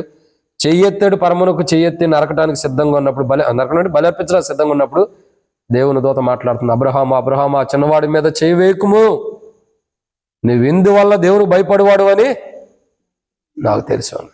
ఇక్కడ అబ్రహాము దేవుడి మాట విన్నాడా లేదా? విన్నాడు. నీకు ఒక్కడైనా కుమారుని ఇమ్మంటే ఇచ్చేసేయటానికి సిద్ధంగా ఉన్నాడు. అవిశ్వాసంతో అపనమ్మకంతోనూ దేవుడు ఏంది ఎట్టిచ్చి తీసేసుకున్నాడన్న సనుగులు కొనుగోలు లేవు. హార్ట్ఫుల్గా దేవునికి ఇవ్వడానికి దేవుని మాట విన్నాడు. దేవుని మాట ఇష్టపూర్వకంగా విన్నాడు. ఇప్పుడు దేవుడు ఏమంటున్నాడు? నువ్వు ఇందువల్ల దేవునికి భయపడేవాడు అని. అంటే ఇక్కడ గమనించాల్సిన కోణం ఏంటంటే ఏంటి మాట? ఐదోదిగా అబ్రహాము శ్రేష్టకరమైన దేవుని మాట వింటున్నారు. ఏం జరుగుతుంది అబ్రహాం జీవితం? ఇందువల్ల అంటే అర్థం ఏంటి? ఒక మంచి సాక్షార్థమైన జీవితాన్ని పొందుకున్నాడు. ఏం పొందుకున్నాడండి? ఒక సాక్షార్థమైన జీవితం. చూడండి మీరు, దేవుని మాట మనం వినటం ద్వారా మన జీవితంలో ఒక గొప్ప సాక్షార్థమైన జీవితం ఉండేది. అది ఎవరు సాక్ష్యం ఇస్తున్నారు? అది దేవుడే మన గురించి సాక్ష్యం ఇచ్చే అంత సాక్షార్థమైన జీవితం మనలో ఉంటుంది. ఎప్పుడు? దేవుని శ్రేష్టకరమైన మాట మనం విన్నప్పుడు. ఆ దేవుని శ్రేష్టకరమైన మాట మనం విననప్పుడు దేవుడే మన నిమిత్తమే సాక్ష్యం ఇచ్చే సాక్షార్థమైన జీవితం మనకు ఉండదు. అందుకే పాట కూడా ఉంది, నీ సాక్ష్యం ఏది, నీ బలి అర్పణ ఏది. అసలు సాక్ష్యం ఉంటేనే ఆ పాట పాడుకోవడానికి. పాట పాడేవాడు కన్నా అర్థం కావాలిగా నీ సాక్ష్యం ఏది అంటుందంటే. మనకు సాక్ష్యం ఉందా లేదని పరీక్షించుకుని ఆ పాట పాడాలి. విచిత్రం ఏంటంటే మనం పాట పాడతాం కదా, అసలు పాటలు పాడతారా? దాని అర్థాలు కూడా మన వాళ్ళు తెలియదు. నేను ప్రతి పాట దాని అర్థము పితరులు ఎలా రాశారో దాని అర్థాన్ని అనుభవిస్తూ పాడతాను నేను ప్రతి పాట కూడా. ఎందుకంటే అర్థాన్ని తెలుసుకుని పాడితేనే, పెదాల ద్వారా పాడితే ఉపయోగం ఏముంది? దాని అర్థం తెలుసుకుని పాడితేనే మర్మం అన్నది మనకు అర్థమయ్యేది. దేవుడు పాటల ద్వారా కూడా మాట్లాడతాడు మన జీవితానికి ఏం అవసరమై. ఆ మర్మాల ద్వారా మాట్లాడితేనే కదా మనకు అర్థమయ్యేది. ప్రజల జీవితాల్లో తెలియట్లా. కానీ అబ్రహాము దేవుని మాట విన్నాడు కాబట్టి శ్రేష్టకరమైన వాడికి చేయబట్టడం ద్వారా ఏం జరుగుతుంది? అబ్రహాము జీవితంలో గొప్ప సాక్ష్యం ఉంది. అబ్రహాము దేవుని మాటకు భయపడేవాడు అనే సాక్ష్యం ఇచ్చాడు దేవుడు. అబ్రహామా, నువ్వు దేవునికి భయపడతావు, నువ్వు దేవుని మాట అంటే వింటావు, దేవుని మాట విని శ్రేష్టకరమైన వాడికి అయ్యి దేవునికే భయపడతావు కాబట్టి నువ్వు గొప్పోడివి. ఒక గొప్ప సాక్ష్యాన్ని దేవుడు ఇచ్చాడు. నేనేమంటానంటే మనకెటు సాక్ష్యం ఉందా లేదా అన్నది సెకండ్ పాయింట్. మనకు లేకపోతే ఆ సాక్ష్యం కొరకు మనం ప్రార్థన చేయాలి. రెండోదిగా ఈ మందిరము సకల జనుడి ఎదుటికి సాక్షిగా ఉండాలి. దాని కొరకు మనం ప్రార్థన చేయాలి. ఈ మందిరం ఎలా ఉండాలా? సకల జనులు ఎదుటి, ఈ నరసాపూర్ ప్రాంతంలో ఉన్నవారి ఎదుటే ఒక సాక్షార్థంగా ఈ మందిరం ఉండాలి. ఒక సాక్షార్థమైన రీతిలో మందిరాన్ని దేవుడు నిర్మించాలి. దాని కొరకు మనం ప్రార్థన చేయాలి. నిర్మించడం అంటే ఆల్రెడీ అయిపోయింది, ఇంకా ఉంది కాబట్టి దాని విషయంలో కూడా ప్రార్థన చేయాలి. ప్రభా, శ్రద్ధే ప్రార్థన మందిరానికి సాక్షార్థంగా నరసాపూర్లో నిలబెట్టు మందిరాన్ని. మందిరంలో ఉన్న మేము కూడా నీ మాట విని శ్రేష్టకరమైన వారికి ఉండి బయట ఉన్న ప్రజల్లోకి వెళ్ళినప్పుడు గొప్ప సాక్ష్యాన్ని కలిగి ఉండే వరకు సిద్ధపరచండి. మనం ఎక్కడికి వెళ్తున్నాం అక్కడ సాక్ష్యం లేదానికి ఎట్టుండిద్ది? ఇంకేం మందిరానికి వచ్చిన ఉపయోగం లేదు. మనం ఎక్కడున్నా ఏం కావాలా? ఒక గొప్ప సాక్ష్యం అన్నది మనకు ఇంపార్టెంట్. నేను ఒక మాట చెప్పి నేను ముగిస్తా. మీరైనా నేనైనా ఈ లోకం విడిచినప్పుడు మన నిమిత్తమే పలికేది ఏదైనా ఉంది భూమి మీద అంటే మన పిల్లలు ఏమంటారు? మా నాయన ఈ పని చేశాడు, మా అమ్మ ఈ పని చేసింది, ఎంత సంపాదించారు, అంత సంపాదించారని పలుకుతారు. తర్వాత మన బంధువులు, నా అన్న ఎట్లున్నప్పుడు, నా తమ్ముడు ఎట్లున్నప్పుడు, నాకు ఎట్లా సహాయం చేసేవాడు, ఎట్లా ఉండేవాడు, నా మాట వినేవాడు, ఏదో ఒకటి ఇది పలుకుతూ వస్తారు. అక్క చెల్లి ఏమంటారు? మన నిమిత్తం మీదుగా మా తమ్ముడు, మా అన్న మేము ఇంటికి వెళ్ళినప్పుడు బాగా చూసుకున్నాడని పలుకుతారు. తల్లిదండ్రులు ఏమని పలుకుతారు? మా బిడ్డలు మమ్మల్ని బాగా చూసుకున్నారని పలుకుతారు. పిల్లలు ఏం పలుకుతారు? తల్లిదండ్రుల విషయంలో మా తల్లిదండ్రులు మమ్మల్ని బాగా చూసుకున్నారని పలుకుతారు. కానీ నీ గురించి పలికేదంటూ ఒకటి ఉంది, అది నీ సాక్ష్యం. నీవు నేను చనిపోయిన తర్వాత మన సాక్ష్యమే మన గురించి పలికిద్ది ఇతరులకి. ఇప్పుడు భక్సింగ్ గారు చనిపోయాడు, రూపాయి ఉండిద్ది. ఇప్పుడు 2 రూపాయలు అయిందో తెలియదు కానీ రూపాయి భక్సింగ్ గారి సాక్ష్యం, పాటల పుస్తకం కాదు, భక్సింగ్ గారి సాక్ష్యం 1 రూపాయేగా. ఆ సాక్ష్యం ఎప్పటికీ పలుకుతుందా లేదా? ఇది భక్సింగ్ గారి సాక్ష్యం, ఇది దైవజనుడి సాక్ష్యం. మన సాక్ష్యం ఇస్తాం ఎదుటి వ్యక్తికి, మనకు ఉంటేనే ఇవ్వటానికి. మనం రక్షించబడి కూడా సాక్ష్యం లేని వాళ్ళగా జీవిస్తున్నాం, అవునా? కానీ భక్సింగ్ గారి జీవితంలో ఇది భక్సింగ్ గారి సాక్ష్యం ఎందుకు చెబుతున్నాం మనం? ఆ దైవజనుడు ఇవ్వద్దు, ఆ దైవజనుడి సాక్ష్యం ఇవ్వద్దు, మన సాక్ష్యం ఇవ్వాలని కాదు. మనం ఉన్నది పోగొట్టుకుంటున్నాం. కానీ ఆ దైవజనుడు మృతి పొంది తన సాక్ష్యము ద్వారా ఇంకా జీవిస్తూ వస్తున్నాడు. ఆయన ఎలా ఉన్నాడండి? దేవుడు తనకిచ్చిన సాక్ష్యాన్ని బట్టి, ఇది దేవుడు ఇచ్చిన సాక్ష్యం, మనుషులు ఇచ్చిన సాక్ష్యం కాదు. తనకి దేవుడు తనకిచ్చిన సాక్ష్యాన్ని బట్టి అతడు మృతి పొంది ఇంకా జీవిస్తున్నాడు. అది కావాలి మన జీవితంలో. అలాంటి క్రైస్తవ జీవితం కావాలి. మనం మృతి పొందిన మాట్లాడే క్రైస్తవ జీవితం, సాక్షార్థమైన జీవితం మనకు కావాలి. దాని కొరకు మనం ఏం చేయాలా? లెట్స్ ప్రే, ప్రార్థన చేయాలి. ప్రభువా, ఒక సాక్షార్థమైన ప్రార్థనా జీవితం, ఇంకా నా జీవితంలో నీ మాట వినడం ద్వారా వచ్చిన శ్రేష్టకరమైన జీవితం ద్వారా వచ్చే సాక్షార్థమైన అబ్రహాము లాంటి సాక్షార్థమైన జీవితం నాకు కావాలి. అది మందిరానికి కావాలా, నా కుటుంబానికి, నాకు, నా ఇంటి వారికి కూడా కావాలి.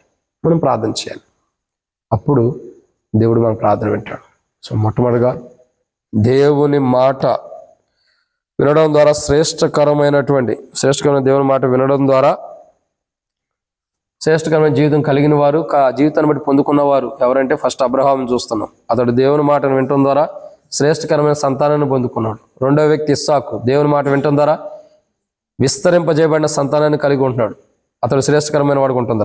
3 యాకోబుని చూస్తున్నాం. అతడు శ్రేష్టకరమైన వాడుకు ఉండటం ద్వారా గొప్ప జనమును కలిగి ఉంటున్నాడు, గొప్ప జనంగా దేవుని ద్వారా చేయబడుతున్నాడు. 4 ఇస్సాకు శ్రేష్టకరమైన వాడుకు ఉండటం ద్వారా ఆశీర్వాదించబడిన సంతానం, తాను ఆశీర్వదించబడుతున్నాడు, తన సంతానం ఆశీర్వదించబడుతుంది. తర్వాత అబ్రహాము దేవుని మాట వినటం ద్వారా గొప్ప సాక్షార్థమైన సాక్ష్యంతో కూడిన దేవుని ద్వారా గొప్ప సాక్షార్థమైన జీవితాన్ని పొందుకున్నాడు. సో ఇప్పుడు మనకు కూడా సంఘమైన మన కుటుంబంలో అయినా దేవుడు శ్రేష్టకరమైన సంతానాన్ని ఇవ్వటానికైనా, గొప్ప సంతానమైన, విస్తరింపజేయబడిన సంతానమైన, ఇంకా ఆశీర్వాదించబడిన సంతానమైన, సాక్షార్థమైన సంతానం అంటే దేవుని ఆత్మని సంతానం అంటే అదవుతుందండి. విస్తరింపజేయబడిన అయినా, గొప్ప సంతానమైన, విస్తరింపజేయబడిన సంతానమైన, క్రొత్త ఆత్మలు, శ్రేష్టకరమైనవైన, సాక్షార్థమైన, ఇట్లాంటి క్రొత్త ఆత్మలు దేవుడు మందిరంలో తీసుకురావడం కొరకు మనం ప్రార్థన చేయాలి. ఈ రాత్రి మన మెయిన్ థీమ్ ఏంటంటే ఈరోజు క్రొత్త ఆత్మల కొరకు, శ్రేష్టకరమైనవి, విస్తరింపజేయబడిన ఆత్మలు, గొప్ప ఆత్మలు, ఇంకా ఆశీర్వాదించబడిన ఆత్మలు, ఇంకా సాక్షార్థంగా ఉండే ఆత్మల్ని, సాక్ష్యం పోగొట్టుకునే ఆత్మలు కాదు, సాక్షార్థంగా ఉండే ఆత్మల్ని దేవుడు తన మందిరంలోకి క్రొత్త ఆత్మలు తీసుకురావడం కొరకు, అలాగ మన కుటుంబంలో వారైనా బయట వారైనా సరే అలాగూ ఈ 500 అనుభవం కలిగిన ఆత్మగా దేవుడు తన మందిరంలో క్రొత్త ఆత్మను తీసుకురావడం కొరకు మనం ప్రార్థన చేద్దాం. అటు ప్రార్థన మనం చేయనట్టు ప్రభు మనకి సహాయం చేయనుగాక. ఆమేన్.